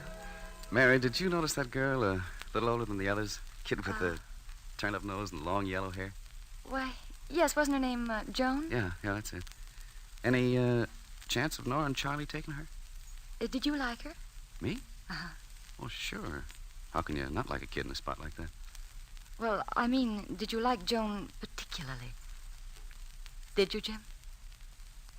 So that's it. Yes, that's it. Nora and Charlie had no intention of adopting a kid. No, Jim, no, they didn't.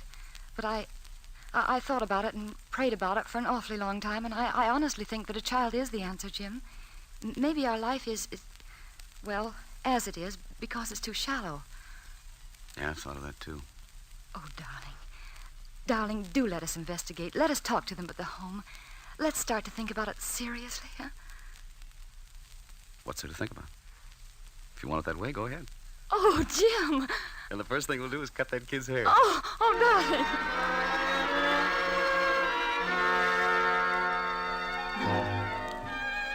3 months. 3 months leading up to yesterday. 3 months of interviews with the adoption board and visits to the home, and fixing the den over for room for Joan. 3 months of planning. 3 wonderful months of living again. And then yesterday, the finale to it all. Little Joan, happy and eager and frightened all at the same time in her new home. And it's not that I'm exactly afraid, but I just never slept in a room by myself. Anyway, not since I remember. Well, I understand, Joan. And until you get used to it, I'll come in here each night and lie down with you until you're asleep. How's that? You can tell me stories, huh? That'll be fine, Mother. Should I call you Mother or Mary? Oh, whichever you wish. It'll just work out, you'll see. And what about... Jim? Oh, we'll talk to him about that, shall we? Where is he? You said we should expect him at 3 o'clock. It's almost 5. Well, maybe his train's late. You know, he's been on a trip. Are you sure he'll be glad to see me? Oh, Joan. Jim and I talked you over for a long time. He'll be glad. Why did you take me instead of one of the teensy kids? Most folks who came to the home took the little babies. I'd about given up hope on account I'm so old. Why, honey. Oh, honey, age has nothing to do with it. You were the little girl our home needed to make it complete. I'm sure glad. Mary. There he is. I'm in here, Jim, in the den. Mary, I wanted to... Hello, Mr. Matthews. I'm here. Mary, didn't you get my wire? Your wire? Oh, no, dear. The phone's been out. And you know how they are about deliveries now. Mary, I've got to talk to you. Jim, Mother, do you want me to go outside for a little while? Yes, honey. Do you mind? We'll be out in a few minutes. All right. I'll stay where you can call me. All right, dear. What did the telegram say, Jim? Oh, you must have gotten it. And you went ahead anyway. No, I didn't. I went ahead. Oh, so you've changed your mind. No. I made it up. I had time to think during this trip. And I decided once and for all. I'm late now because I stopped at the lab. I've resigned. I'm leaving here, Mary. Here. It's a deed to the house and a power of attorney if you want to sell it before the final arrangements are worked out. I left most of the money in the joint account. Here's the book. You seem to have thought of everything. I'm sorry about little Joan. But perhaps you'll keep her yourself. Why, you know that isn't possible. They wouldn't let me. This adoption idea was crazy for us, and you know it. More's wrong with our marriage and not having a child in the house. What's wrong is wrong with me. Well, Jim, if you know that, why don't you do something about it? Your trouble is, Mary, that you're still in love with a dream. And it was a dream. I'm what I am now. So let me go. All right, Jim, all right. Go on, run. Go on and keep on running for the rest of your life, from me and from your job and from yourself. Oh, Jim. Jim, if I could only make you see things the way... You think I don't? You want the whole truth, Mary? We've never faced that, have we? Well, we will now. 2 years ago, I killed our baby. Jim, that's not... I killed our baby and made it certain that we'd never have another one. Oh. Try living with that in the back of your mind, Mary. Take it to work with you day after day. See it there in the eyes of your wife every time you look at her. That isn't true, Try Jim. lying in bed night after night, reliving that crash 1,000 times. You there in the street and in the rain. Not even crying in your pain. Just saying over and over to me, it's all right, Jim. I'll be all right, and the baby will live. The baby didn't live. Oh, Jim. Jim, why can't it be simple? Why can't I just put my arms around you and say I love you, dear, and I'll always love you, and that'll be all the answer? But it isn't. Our only chance is for me to try to make you see it all as I do, Jim. No, Mary, I'm going. Now, Jim, listen to me. Listen, please. Jim, what happened that night 2 years ago was an accident. A single accident for which no one is responsible. It won't do, Mary. We were on that road for one reason. The selfish pride of the man you call your husband. Pride that wouldn't let him have his child born here at home when he could be important by rushing you to the hospital. The same pride that even at the start of our marriage made me buy a bigger and better house than the one we'd agreed on together. The same pride that couldn't take the blow of Michael's being named director and sent me to a bar to get drunk when you needed me more than ever before in our life together. Jim, if these things are true, or if you feel they are, what answer is it now to run away? Why don't you face them, Jim, and accept them? Face them in honesty and humility and stop running away, darling. Oh, Jim, remember that poem you used to read to me? You said it was your favorite, The Hound of Heaven, remember? Remember it, Jim? I fled him down the nights and down the days. Remember? Jim. I fled him down the nights and down the days. I fled him down the arches of the years.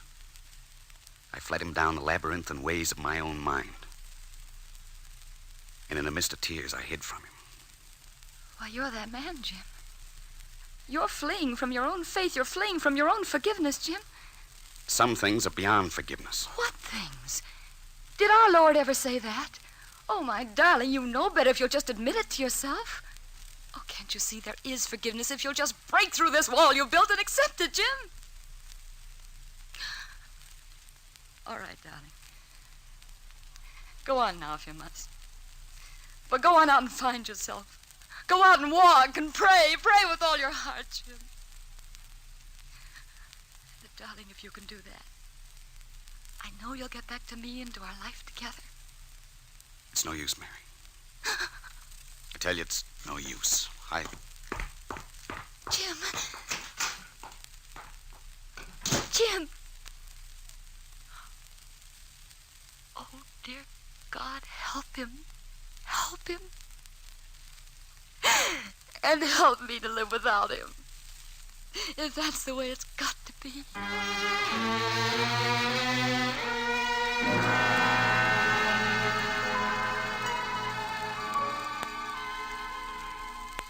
So it ended, Jim.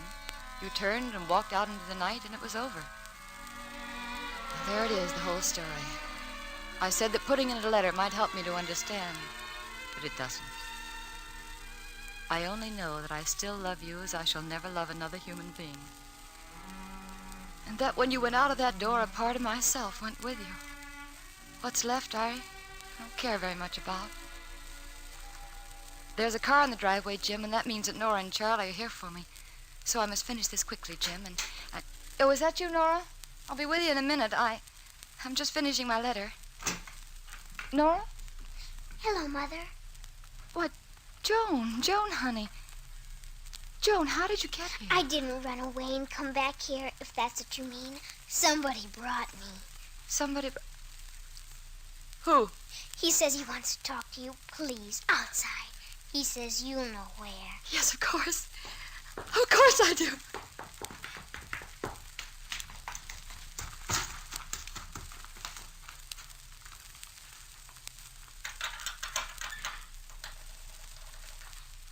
Hello, Mary.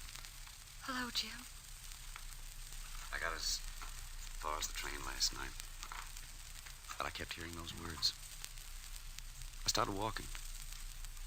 I must have walked all night. But you were right. I fled him down the nights and down the days. And all of a sudden, there was no place I could go. Once the walls I built were down... Oh, darling, welcome home. I am home, Mary. Oh. Really home. I know, Jim. And, Jim, I'm going to help you all I can. And I'll need your help. Oh. I asked for my job back this morning as Michael's assistant. Oh, I know you won't be sorry. Jim, I know you won't. I see a lot of things I wouldn't face before. The work I can do is a lot more important than whatever title they want to give me. Our child is dead. I can't change that. But there are lots of kids, like Joan, who could use the love we have to give. Oh, darling, you do see. Mother? Oh, yes, Joan. Come on in, honey. Oh, can I? I mean, may I? Of course you may. This is our family shrine, Joan. And after all, you're part of the family now. A very important part.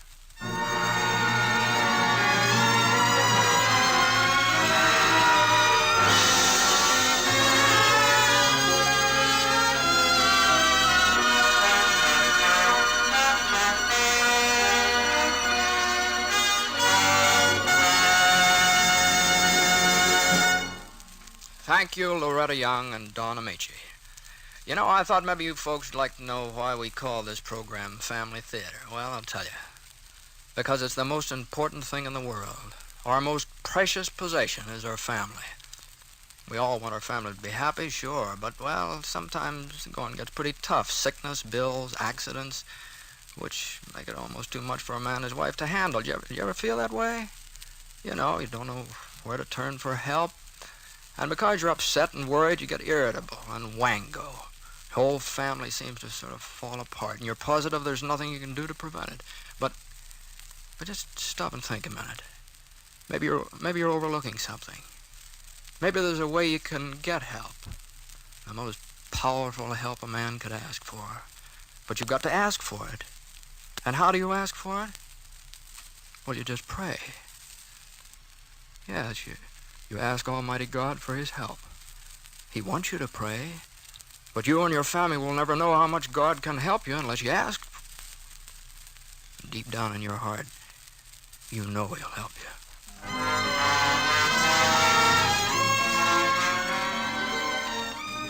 Before saying goodnight, I'm sure that Loretta Young and Dawn Amici join me in expressing our pleasure in having had a part in dedicating this first program of the Family Theater. Thanks to everyone who helped make the Family Theater possible. And you might be interested to know that Richard Sandville directed our play and True Boardman wrote it. Now, next week, our stars in the Family Theater will be Walter Brennan and Beulah Bondi in an original story, No Night Too Dark, by Charles Tazewell. All right, that's Jimmy Stewart saying good night. Good night, everybody.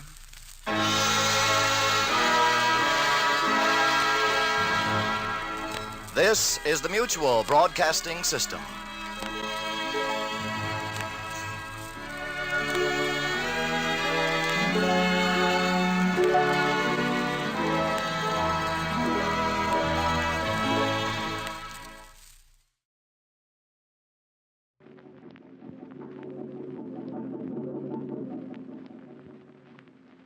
The Mysterious Traveler. Another journey into the realm of the strange and terrifying. I hope you will enjoy the trip, that it will thrill you a little and chill you a little. So settle back, get a good grip on your nerves. Where are we going? You'll find out when we get there. I hope it's not making you nervous, being alone with me in the dark. Darkness stirs strange terrors in some minds. For the things that happen at night are sometimes most upsetting. Things such as cats that vanish or die, as in the tale of The House of Death.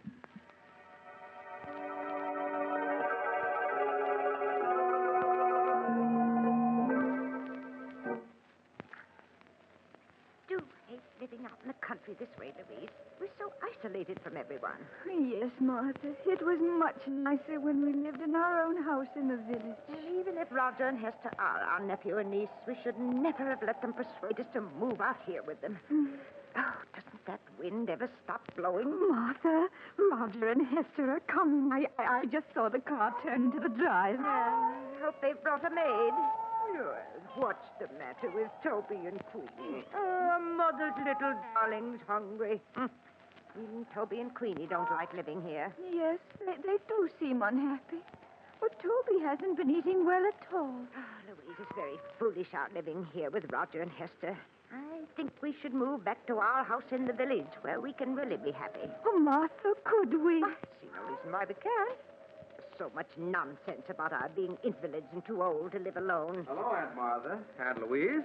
Oh, Roger, were you able to get a maid for us? Oh, I'm sorry about that, Aunt Louise. I tried, but it's just impossible to get a maid these days. But, Roger, you know we need someone to push Louise around in her wheelchair. It's too much for me. Well, I'm sure Hester will do anything you ask. How are you, Aunt Louise? Aunt Martha? I brought you some good hot tea and some biscuits. Thank you, dear. Roger, Louise and I have been talking things over. Now, it is very kind of Hester and you to invite us to live with you, but we were much happier living in the village and would like to go back to our house. What? But, Aunt Martha, it's much better for you here. Well, of course. You're homesick, that's all. Why, certainly in time you'll come to love this place as we do. Now, we don't want to hear another word about your leaving us. We couldn't be happy thinking of the two of you living alone in that house in the village. Come along, Roger. Let them drink their tea. Yes, Hester. Well, see you both later. They're really so good to us, Martha. But I do wish they'd let us return to our own house. Tea tastes strange. You tried it yet, Louise? No. Why, yes, you're right. It does taste funny. Probably the water they use. Nothing out here seems as good as it was home.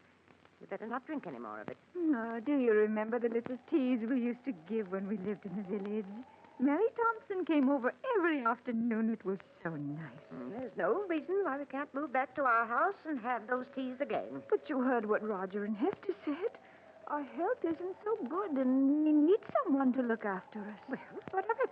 With all that money Father left us, we can afford a dozen servants. Yes, Louise, I think we'd better plan to return home.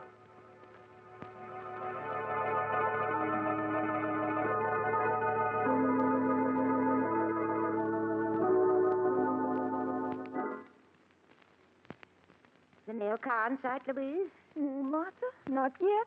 You know, I've been thinking quite a bit these past 24 hours about returning home, and I think we'll leave here in a few days. Oh, Martha, that would be wonderful. Oh, look, here comes George Gibson now with a meal. And that time, too. Yes. How would fat Toby and beautiful Queenie like to go back to their own little home? Oh, Martha, they understand perfectly what you're saying. Look how happy they are. Good they do. Hello, Aunt Martha. Aunt Louise. George Gibson just delivered the Sentinel. Oh, Here you are. Thank you, Roger. We've been waiting all day for it. Oh, that's all right, Aunt Louise. Hester will soon bring you your supper. Now, let's see.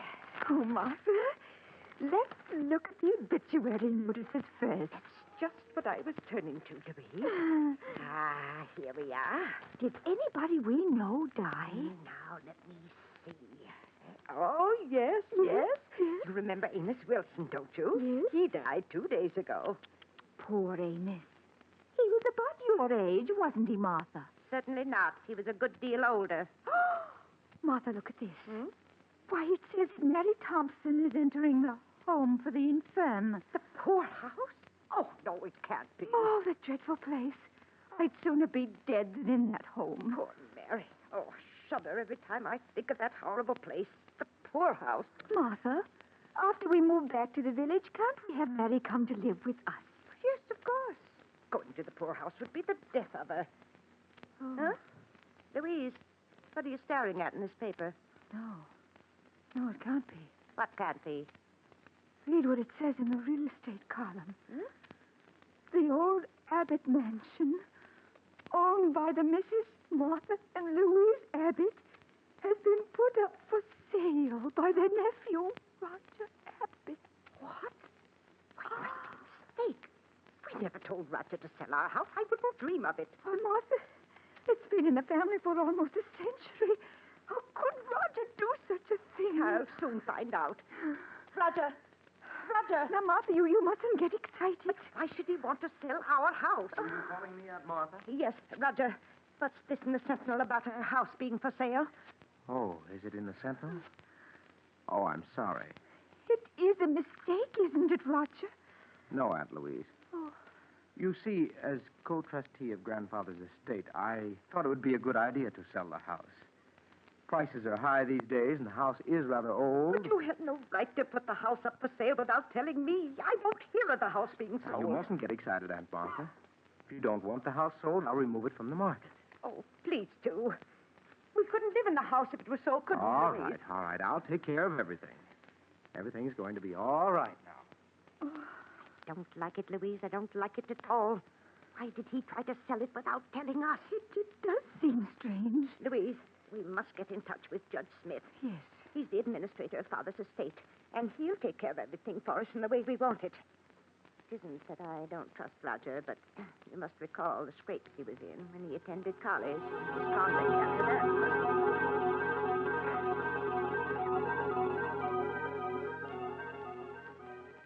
And then there was the matter of that bad check Roger gave. If it hadn't been for his dear father, he would... Someone's coming, Martha. I have your suppers for you.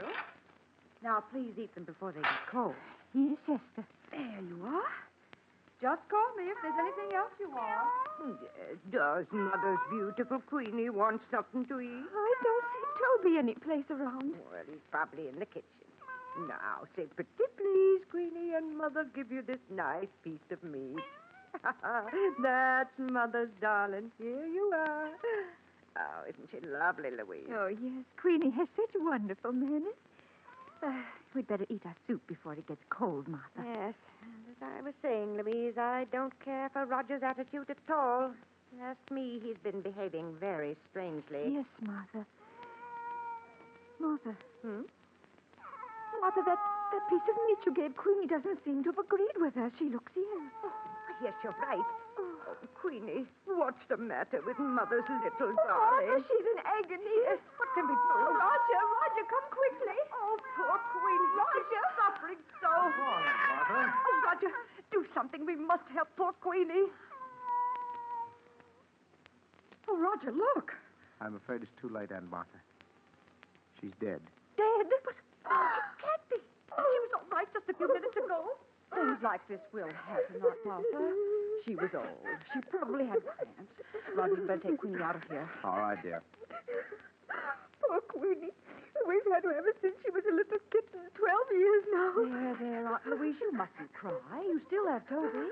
Now, why don't you eat your supper? You'll feel much better if you do. Hester, how can you speak of food at a time like this? With poor Queenie's body not even cold. I'm sorry, Aunt Martha. If you want me, just call. Oh, Martha, it won't be the same without Queenie. I simply can't understand it. 1 minute Queenie was perfectly well. Then after you gave her the meat, she became ill. Yes, she was perfectly well until she ate the meat. Louise, the meat, that's it. Don't understand, Martha. The meat, it was poisoned. Poisoned? Louise, that poisoned meat was meant for us. Martha, you don't mean that Roger and Hester... Oh, no. Yes, no. Louise, they're after our money. Oh, what are we going to do? We can't get at the phone. Got to get in touch with Judge Smith. Our lives depend upon it.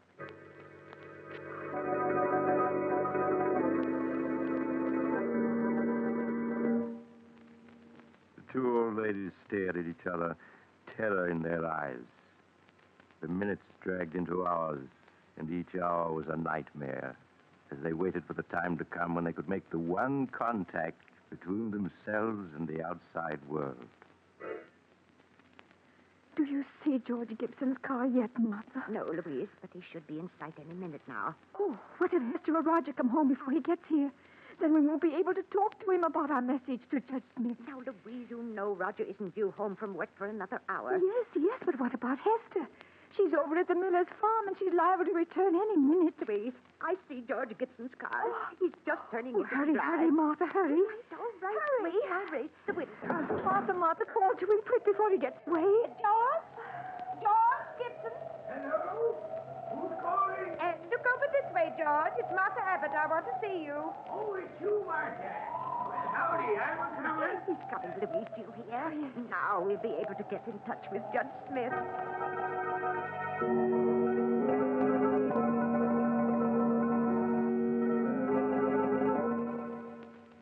But after George Gibson left the Abbott sisters, he met Hester a half-mile up the road. The two conversed for a minute. Then George Gibson continued on his way. Hester stared after him as he drove away, her face tense and white. Then, as if suddenly understanding the implication of his words, she turned and ran towards her home, her heart pounding with fear. Roger, I just met George Gibson, and he told me that when he delivered the mail here, Aunt Martha and Aunt Louise called him into the house. Call him into the house? Yes. They asked him to get Judge Smith for him at once. I told you it wasn't safe to leave them alone, even with the phone locked in our room. All our plans may have been for nothing. Oh, Roger, do you think they suspect? I don't know. I do know it was a mistake letting them talk to George Gibson. After all our careful work, we can't let everything be spoiled now.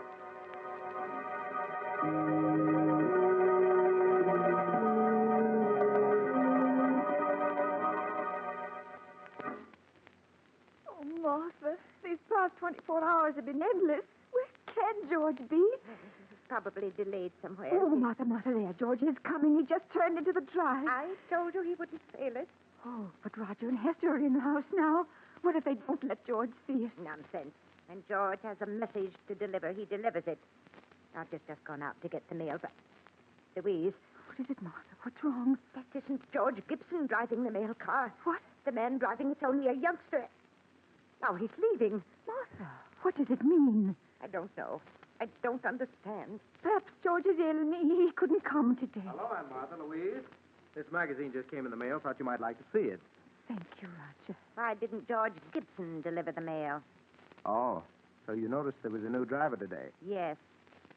I'm sorry to tell you this, but poor George Gibson was killed last night. Killed? Oh, no. He had an accident as he was returning to the village. An accident? Yes. I don't want to speak any more about it. It'll just upset you. Hester will bring you your supper soon. Oh, poor George. That means Judge Smith never got our message.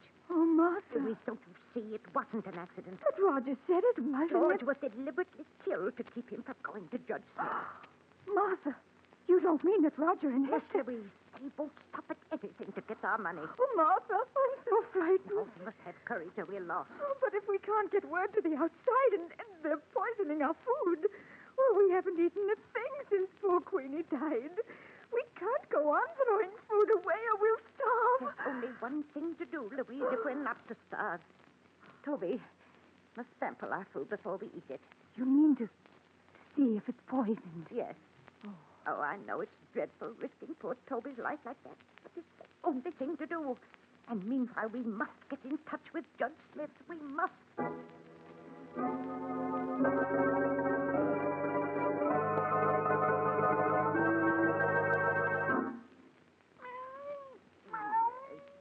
You are, Toby, a nice piece of meat for Mother's little darling. Aunt Martha? Why are you feeding Toby? He gets plenty to eat in the kitchen. Of course. I've always fed Toby from my own plate. He expects it. But, Aunt Martha, if you feed that meat to the cat, there won't be enough for you. Yes. If you're to get well, you need all that food. Now, I don't want you feeding Toby any more of it. Here, Toby. Come along, boy. Come on out to the kitchen while Aunt Martha and Louise eat their supper.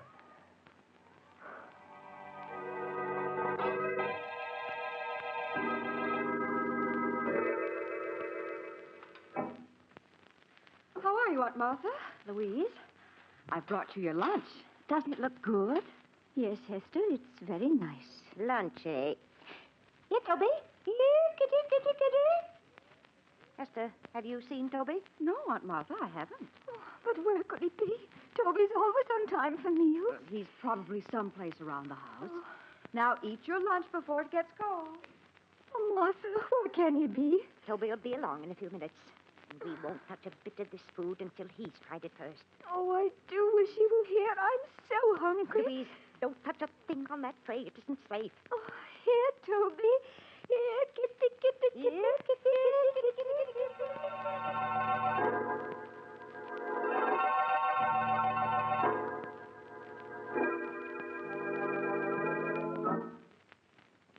Good evening, Aunt Martha. Louise, how are you? Good evening, Roger. I have your supper here for you two. What? Aunt Martha, neither of you ate your lunch. What's wrong? We weren't hungry, Hester. Have you found Toby yet? No. I've looked everywhere for him, but he seems to have disappeared. Oh, no. Now, you mustn't worry. I'm sure he'll turn up. Yes. Aunt Martha, you and Louise can't afford to miss meals in your state of health. Why, certainly not. Now, we want you to eat everything that Hester has brought you. Yes, you'll make us very unhappy if you don't. Now, eat it while it's hot. Come along, Roger. I'll get you your supper. All right, dear. Did you hear what she said about Toby, Louise? Yes, he's vanished. Nonsense. They've killed him. You saw how angry they were last night when we fed Toby from our plates. They've killed him, so he won't spoil their plans. Oh, Martha, what are we going to do? I'm so hungry. Got to get word to Judge Smith before it's too late. But how? Tomorrow, I'm going to go out to the road and try to get to the village. But, Martha, it's 2 miles to the village, and you know you can't walk more than a few yards. You're not strong enough. Louise, with either starvation or poisoning staring us in the face, we haven't any choice. I must try to reach the village.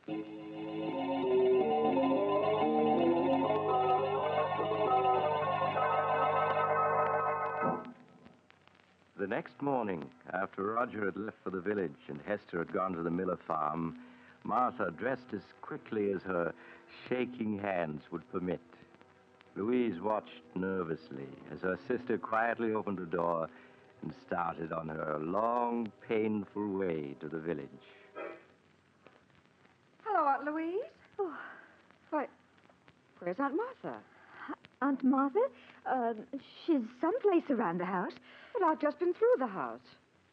Why, her closet is open, and her hat and comb are missing. Aunt Louise, did Martha leave this house? Why, yes, she said she wanted to go for a walk. Go for a walk? At her age and in weather like this? Why, it'll be the death of her.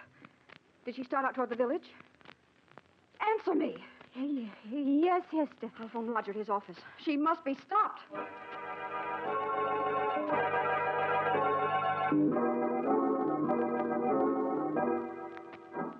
20 minutes later, as Roger drove along the road leading to his home, he saw a small figure in the distance.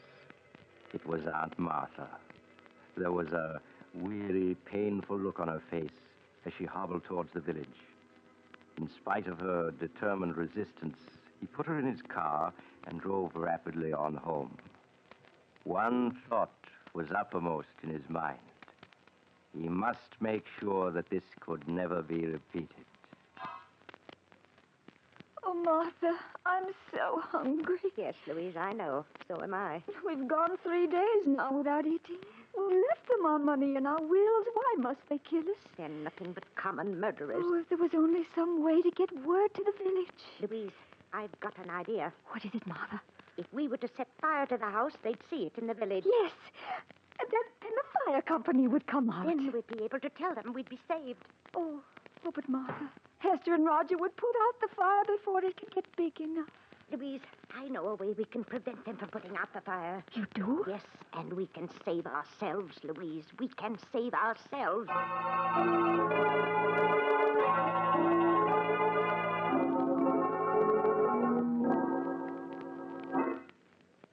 Here, Toby. Here, kitty, kitty, kitty. Aunt Martha. Why are you looking down the cellar? You should be in your room. Yes, it's drafty out here in the hall. Now, come on, close the cellar door and go back to your room. But I heard Toby crying. He's down in the cellar, and I won't go to my room until I get But him. Aunt Martha, Roger, just to put Aunt Martha's mind at ease, why don't you go down to the cellar and see if Toby is there? Oh, all right. If you ask me, it's just a waste of time. Oh, please help him look for Toby, Hester. You'll find him so much quicker if you both look for him. Oh, very well. But you go back to your room so you won't catch cold. Roger, do you see him? He doesn't seem to be any place here in the cellar. Now we'll see just how smart you are, trying to poison us. There, you won't stop us from escaping now. Oh, I must get Louise. Louise! Louise! Yes, Martha. Oh, Louise, it worked. Martha, you mean you were able to lock them in the cellar? Yes, and with the door locked, they can't get out. Aunt Martha, unlock this door. Let us go! Oh, they found out they're locked in. Don't you worry about it, Louise. I'll take care of everything. Oh, Martha. Aunt Martha. Martha, what are you doing with that kerosene lamp? I'm pouring the kerosene around the room so that it'll burn better. Oh. There. Are you ready to leave, Louise? Yes, Martha. Then I'll strike the match and start the fire. Oh, how quickly it's starting to spread. Yes, we'd better leave. I'll push your wheelchair, Louise, and you try to help by rolling the wheels. Yes, Louise. There. Yes, they're coming along nicely. Oh, Martha, I hate to do this. Louise, you mustn't waste any pity on them. Even if they are our niece and nephew, they're nothing but common murderers. Yes, I suppose you're right. Now I'll just open the front door and we'll be free. Roll the wheels a bit, Louise. Yes, I am. Just a few feet more and we'll be safe. There. Far enough away from the house to be perfectly safe. Oh, my. The whole house is on fire now. Yes, lovely fire, isn't it? I don't feel cold at all. Oh, do you think they can see it in the village by now, Martha? I'm sure they do. Now, remember, Louise, when the fire company gets here, we don't know what happened to Roger and Hester.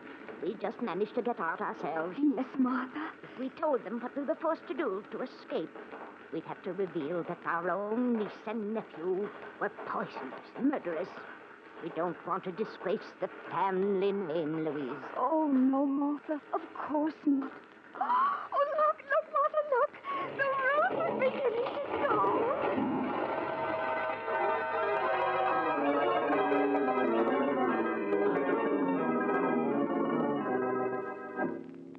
A few minutes later, the fire company arrived to find Martha and Louise in the garden, staring at the roaring fire which had been their home. It was too late to save the other occupants of the house, so the men were forced to stand by helplessly and watch it burn.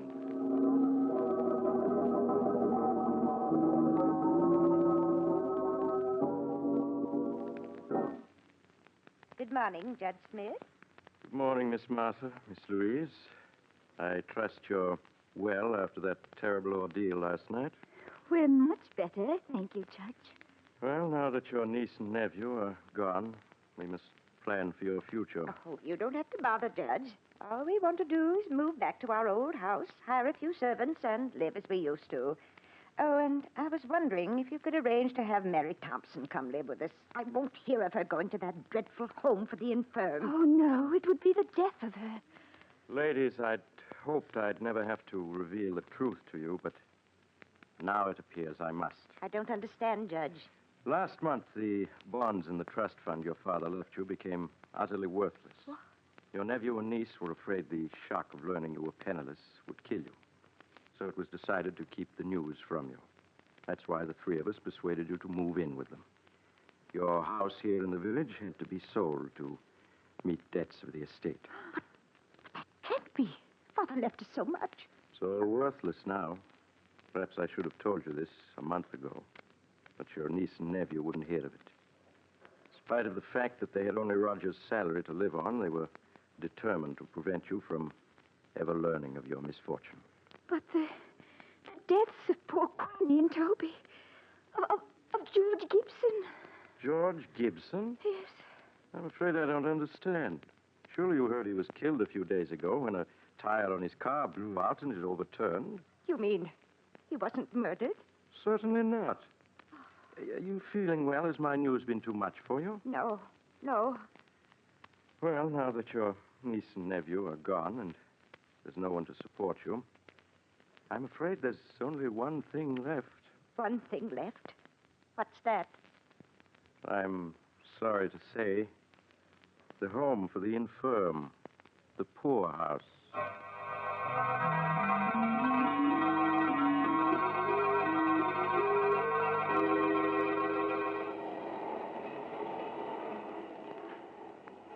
This is the mysterious traveler again. Have you enjoyed our little trip? Too bad about the Abbott sisters. Such nice old ladies. But then, how were they to know that poor Queenie died of cramps, not poison? After all, you can't be too careful, can you? Would you care for a sandwich? They're very delicious. I make them myself. Oh, you're getting off at the next stop. I'm sorry. Perhaps you'll join me again soon. I take this same train every week.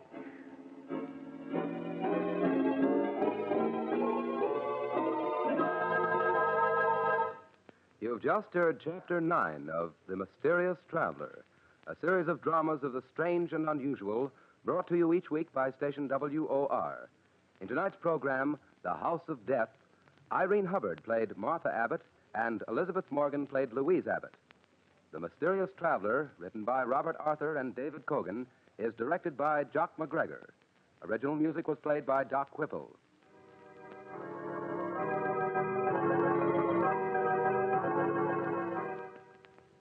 Listen next week to a tale titled The Man Who Knew Too Much.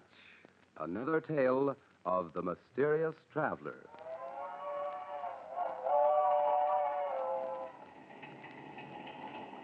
The Mysterious Traveler is presented by WOR Mutual every Sunday at 7 over most of these stations.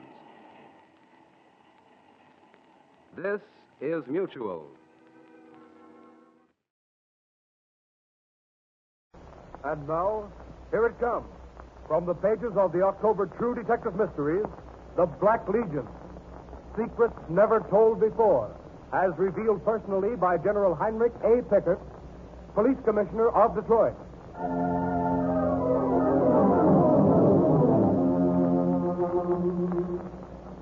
Out of the sinister fog of whispers and the mark of blood and tears comes the truth about the Black Legion.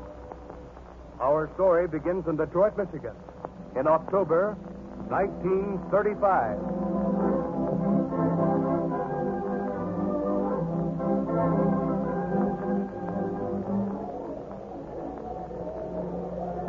It's the last half of the ninth inning of this World Series ball game. Tommy Bridges, Pine Stars, Detroit pitcher, has just checked the rampaging Cubs. And if he comes to... Oh, gosh, that radio tube's gone again. Goose Gosling will be up in a minute, and I won't be able to listen. Oh, Charlie, I'm awfully sorry. Can't you get the set to work? I thought I could, Becky. I spent a dime for this new tube, second hand. Oh, come on. Oh, now please stay on. Oh, that dime was for car fare, too. Did Daddy walk back from the factory today again, Mother? I'm afraid so, dear. When Daddy gets a job, can I have my dolly set? You'll have a brand new doll when Daddy gets a job. Hand me those pliers, will you, dear? Here you are, Daddy. Thanks. Now, you sit down there and play with your blocks until Daddy fixes his radio. Yes, Daddy. Is this S, Daddy? Yes, dear. Yes, that's an S. And up on your hand now, that's a K. Oh. Now, if I can get these tubes switched around, this ought to play now. Let's see. There you are. That's it. A single by Jordan, a clean hit by the Goon. Crawford is scoring the second of the winning run, and it's the Tigers' ball game of the World Series of the Coast. The crowd is going wild there. Oh, it's too bad it broke again, Charlie, and you love baseball so much. What a game, eh, Becky? Oh. I'm glad Detroit won. This is the World Series town now. Maybe that'll mean that people will be feeling better and there'll be more jobs. I'll pray that you're right. Mother, can Daddy go for a walk with me in the park now? Oh, Mary, Daddy's tired, dear. He's been walking all day. Sure. Walk and go fast. You run along out in the yard, Mary. Daddy will be there in a minute. We're going for a walk. We're going for a walk. How do you feel, dear? Better since you came home. You always bring me strength to carry on. This time, just a moment. Sure, dear. Give me your hand. I was trembling all day until I heard your step outside. I was thinking of how we'd feed another baby. Sure. I know.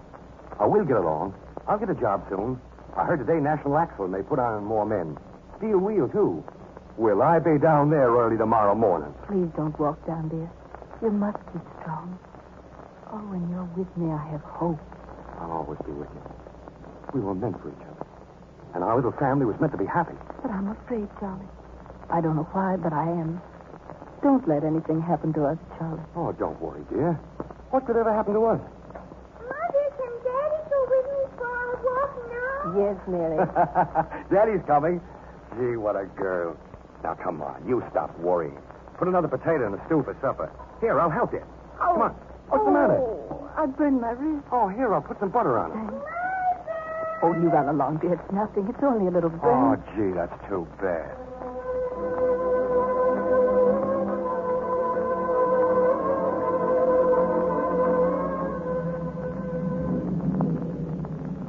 I hear Becky Poole burned her hands. Charlie was helping her with the cooking, and she scorched herself. Just the other day. I hear Charlie Poole burned his wife's arm. They say that while he was... I heard Charlie Poole branded his wife. Think we'd better have a meeting. Send out the call.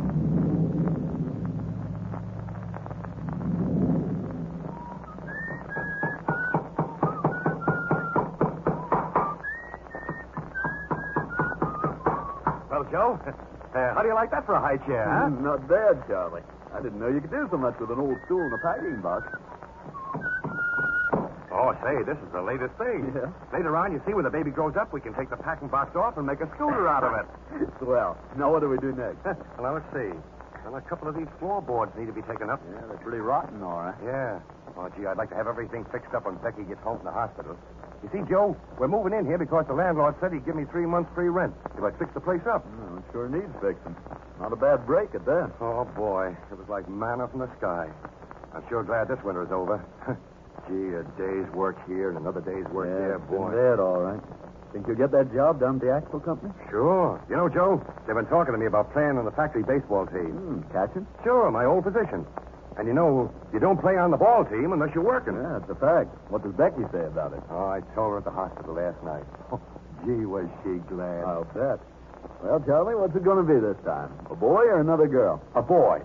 And I'm going to make a baseball player out of him. Fine. Good luck. Well, I'll get these floorboards squared Well, up. I'll scout around out the backyard for some lumber. Well, what is it, Mary? I'm here to see Daddy. Oh, well, you tell him to come in. Oh, sorry, Chef, mister.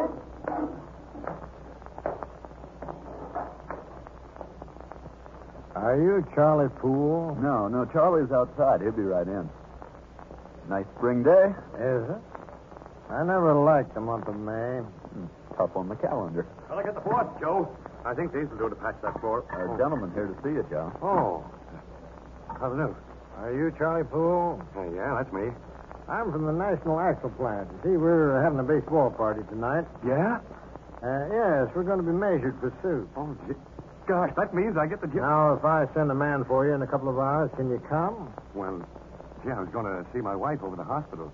You see, she's Well, going look, Charlie, I'll take a message to Becky. She'll understand. Will you, Joe? Sure. Say, that'll help an awful lot. I can count on you then. Sure, you bet. Tonight. Tonight? I'll send for you. You'll hear from me. Fine, thanks very much. Boy, oh boy, put it there, Joe. That means the job. Say, who is that guy? I don't know, but he's good news to me. Well, I don't like that frozen map of his. Maybe so, but he's Santa Claus to me. Don't you see, Joe? This means steady work for me. You got to work at the factory before you play on the ball team. Hey, Mary. Mary. Yes, Daddy. Oh, come here. Come here, dear. Daddy's got a job. Daddy's got a job. Daddy, my Daddy.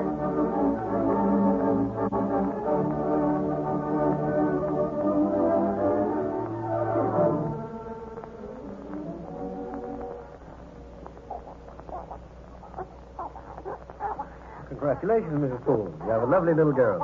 Is she all right, Doctor? Sound as a dollar. She is perfect, Mrs. Poole. And just listen to her. Let me see her, please. Well, all right. Hold her over here, nurse. Pull the blanket back from her head. Yes, Doctor. Hasn't she the cutest nose? See, Mrs. Poole? Oh, my darling. My baby. I suppose your husband will be ringing all the bells in Detroit soon. I suppose so. He doesn't know about the baby yet. Celebrating already? Oh, no. He's at a baseball meeting. A friend brought the message. Baseball at this time of night? Charlie, he's going to play on the baseball team at the factory. That means work. A steady job. I'm so happy. There. Oh, my baby. My baby.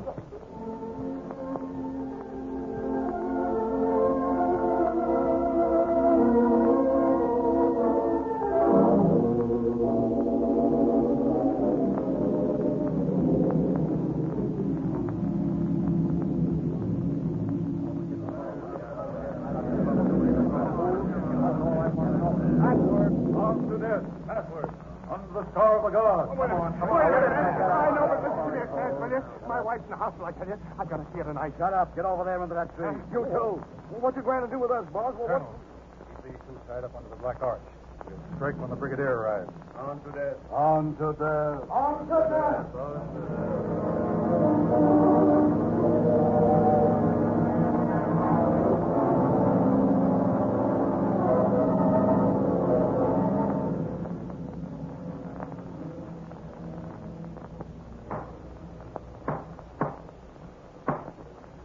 In the name of our Black Legion, this meeting is open.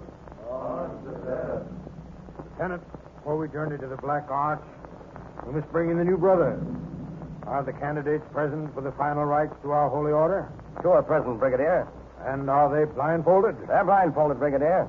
They are ready for initiation into our Black Legion? On to death. On to death. They are, Brigadier. They're outside. Shall I bring them in? Bring them to the sacred rostrum, Lieutenant.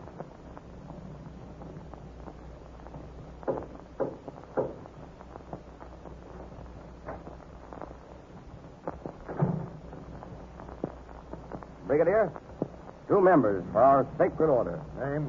George B. Johnson. Edgar Baldwin. Where do you live? 2725 Parkside, Detroit. Can you ride a horse, drive a car, and shoot a rifle? Yes, sir. Will you accept for your roof the sky, your bed the earth, and your reward death? Yes, sir. Will you put this organization above any to which you now belong? I will. Yes, sir. Are you willing to take an order and go to your death if necessary to carry it out? Yes, sir. Do you believe in white supremacy? I do. Are you properly armed? I am. Would you be willing to sign your name in your own blood? I would. Well, these men have signified a desire to cast their fortunes with us. Will you escort the great chaplain to the sacred rostrum so that he may read to them the black oath of our Black Legion? On to death.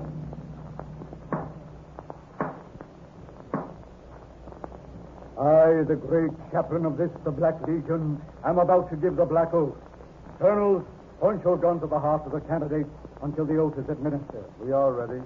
By the powers of light and darkness, good and evil, I pledge and consecrate my heart, brain, and body, and swear to devote all my life to the obedience of my superiors.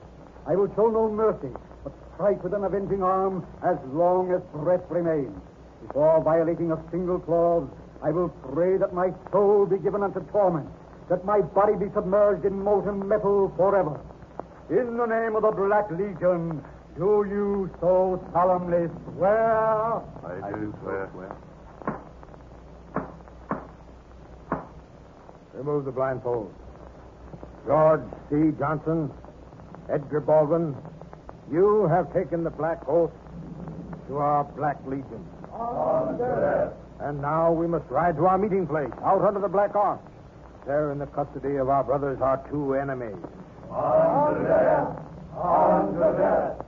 On to death!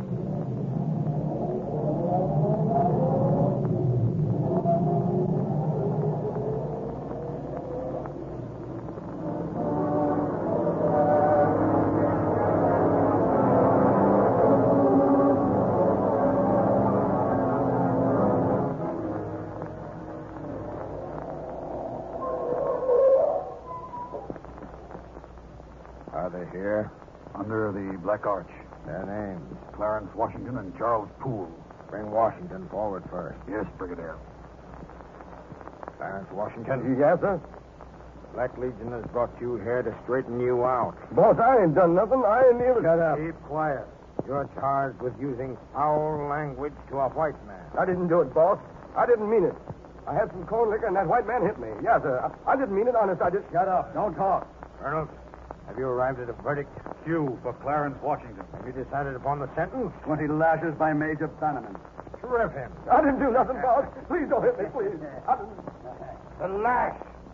One. Oh. Two. Oh. Three. Oh.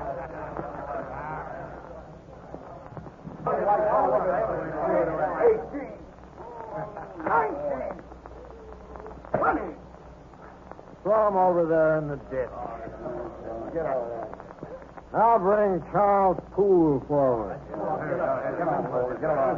Charles Poole, you are charged with branding your wife with hot iron. What? I didn't do anything to my wife. I love my Becky. I wouldn't hurt her. Shut up. Arnold, have you arrived at a verdict? You for Charles Poole. Have you decided upon the sentence? Death by Jason Dean. I didn't do anything. You've got to believe me. Ask Becky. Ask anybody. I didn't hurt her. I didn't burn her. You're making a mistake. The Black Please, Legion please. and the Black Legion never make the mistake. Q for Charles Poole. You ready, Dean? Ready. Both guns. Oh, please don't. Don't. You're making a mistake. I didn't hurt my Becky. Don't shoot me. Don't, please. My wife, my little girl, my baby. Ah!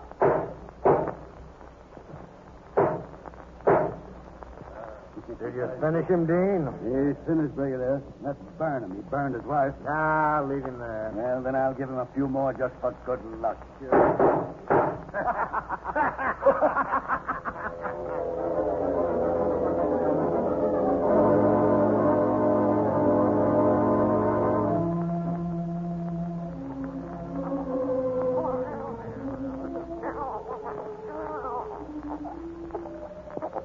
There, darling, there. Don't cry. See, your big sister Mary's here this morning. Oh, Mother, I think she's beautiful. May I take care of her when she comes home? Of course, dear. You'll have a real live dolly to look after when we get home from the hospital. Won't that be fun? Mother, Yes, dear. when is Daddy coming to see little sister? Oh, he'll come soon. Well, where can Daddy be? He may have started to work last night. Mother, we have such a surprise at home. Daddy has a high chair all ready for the baby. Oh, really? Oh, Mother, what do you think? Mrs. Poole, you'll have to be quiet now. Do I have to go? Yes, dear. You wait out in the hall. Mrs. Poole, I'll take the baby back to the nursery now. Come along, Mary. Goodbye, Mother. Goodbye, Mary. Take care of Daddy. I will. All right, Doctor. Come in, Sergeant. Yes, Doctor. Sergeant. Sergeant. Doctor, what's the trouble? Now, be calm, Mrs. Poole. Your husband didn't come home last night, and we're just a little worried about him, that's all. You, Sergeant? Sure. He's probably working on an early shift. Then why are you here? Just routine, Mrs. Poole. Where is he? Tell me. Let me see that newspaper. Oh! That's all over the front page. He's dead. He's been murdered. Oh! Let me have that newspaper. Body found on Gully Road. Riddled by 8 bullets. Oh, Charlie. Charlie. my baby. My baby. Quick with the hypo. Here you are, Doctor.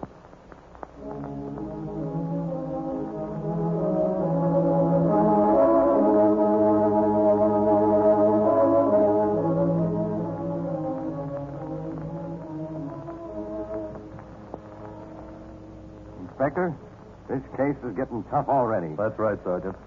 I thought it might have been a gang murder at first. But what gang would want to take a man like Charles Poole for a ride? Yeah, 27 cents in his pocket. A second-hand suit on his back. 8 slugs in his body. No, 45s, too. A terrible end for a good family man. Terrible. We're checking on those bullets. Every clue. We have Barton outside, Inspector. Bring him in. Yes, sir. This way, Barton. Sit down, Barton. Yes, sir. Barton, were you with Poole on the night he was murdered? Yeah, I was helping him fix up his house out on Kinstry Avenue. What was this baseball meeting he was supposed to attend? Well, this man came to the house and told him about it. Said he was from National Axle. Said they were going to be measured for suits. What's the report on that, Sergeant? Well, National Axle says they weren't considering Poole for the team. Didn't even know about him. Mm-hmm. Barton, did Poole know this man who came to the house? No, when he came in, he asked if I was Poole. Would you know this man if you saw him again? I sure would. He was tall, had gray hair at the temples, regular poker face. Barton, this is 1,000 to 1 shot. We've got to make it. If you ever see that man again, get to a telephone right away and call me up at headquarters. Here's my card. Sergeant Harbaugh. I will, Sergeant.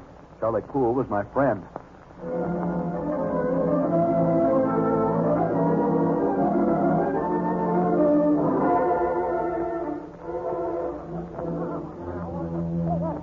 There, baby, there.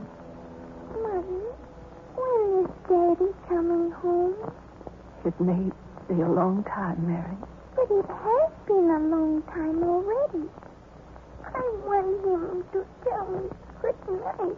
Go to sleep, darling, and pray for Daddy.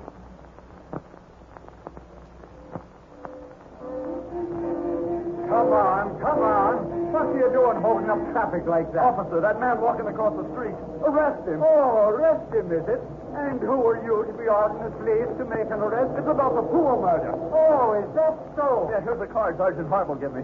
He said if I ever saw that man, to get a message to him right away. Sergeant Harbaugh, eh? Well, come along and we'll see that he gets his man.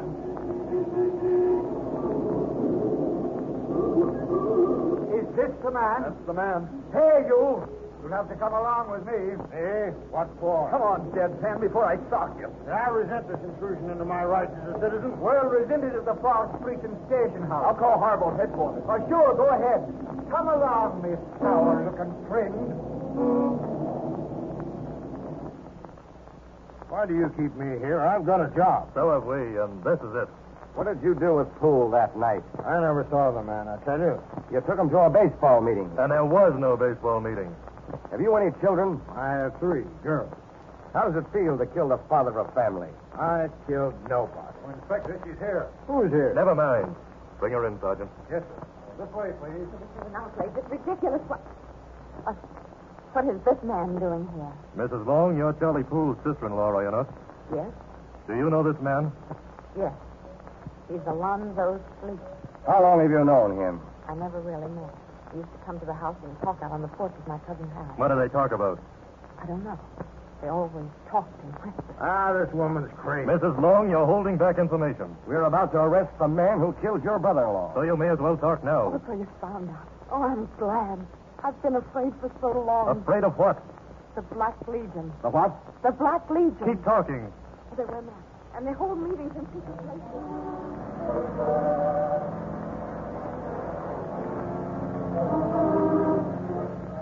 And so on the night of May 22nd, 1936, as the wings of death hovered over them, the police of Detroit, after hearing Mrs. Long's amazing story, cast their net with the suddenness of lightning. America in the morning was to gasp and shudder at their grim catch, for from the very depths of the seething sea of crime they brought human monsters, writhing in an insane lust for power and with blood upon their hands. Struggling in the net of the law were 9 men. In the forefront among them was the burly, barrel-chested, hard-eyed Dayton Dean. Sure, that's my name. You're talking for the record now, Dean. Repeat what you just said. I said you'll find it out from some of the others you arrested. So I'll tell you myself. I'm the one who killed Charlie Poole. What did you kill him for? Well, they said he burned his wife. We can't stand for that. Who is we? The Black Legion. That's one of our principles. A man has got to treat his family right. Poole was a good father and a good husband. Well, all I know is I got my orders to give him Q. Q? What's that? That's our code word for punishment. How did you kill him? Well, I had 2 guns, a 38 and a 45. You brought them with you deliberately, eh? Yeah, guess what I'm called a triggerman, that's right. And you fired both those guns into Charlie Poole? Yes. I read where they only found the 45 slugs in him. I guess the 38s went wild. Did anyone order you to kill Poole? Yeah. Brigadier Sleeper. Brigadier? Where did he get that title? Well, you see, we're all organized like an army. We have companies, battalions, and regiments. Sleeper is brigadier of our regiment.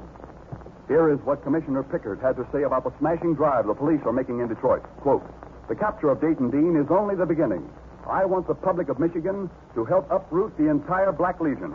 Men and women who have been terrorized by these sinister night riders can come forward now, no longer afraid, and unburden their tortured hearts of the black secrets they've been forced to shelter. The Black Legion has been entrenched in other states besides Michigan.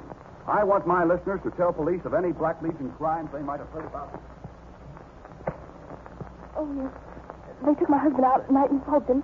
He ain't been the same since. Almost out of his mind. Yeah, I heard they were coming placing a milk in the whole neighborhood. You want to drive out this one milk? There are 2,100 members of the Black Legion in St. Michigan alone, and a woman's auxiliary, too.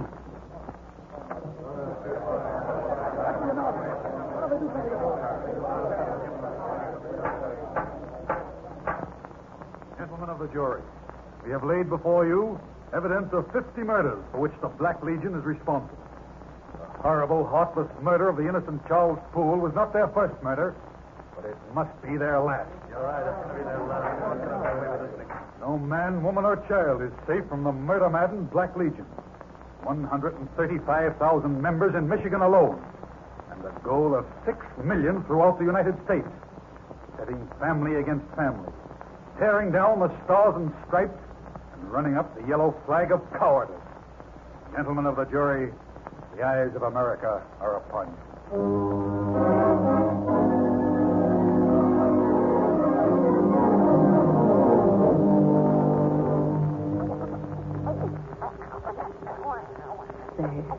There, baby. Mother's here. Mother, this is the only letter Daddy didn't teach me. What's the letter on this box, Mother? Q, Mary. That's for Q, dear. Mother, when Daddy is coming home, when is he coming home to little sister and me? Please tell me. I wish I could, Mary. Oh, I wish I could.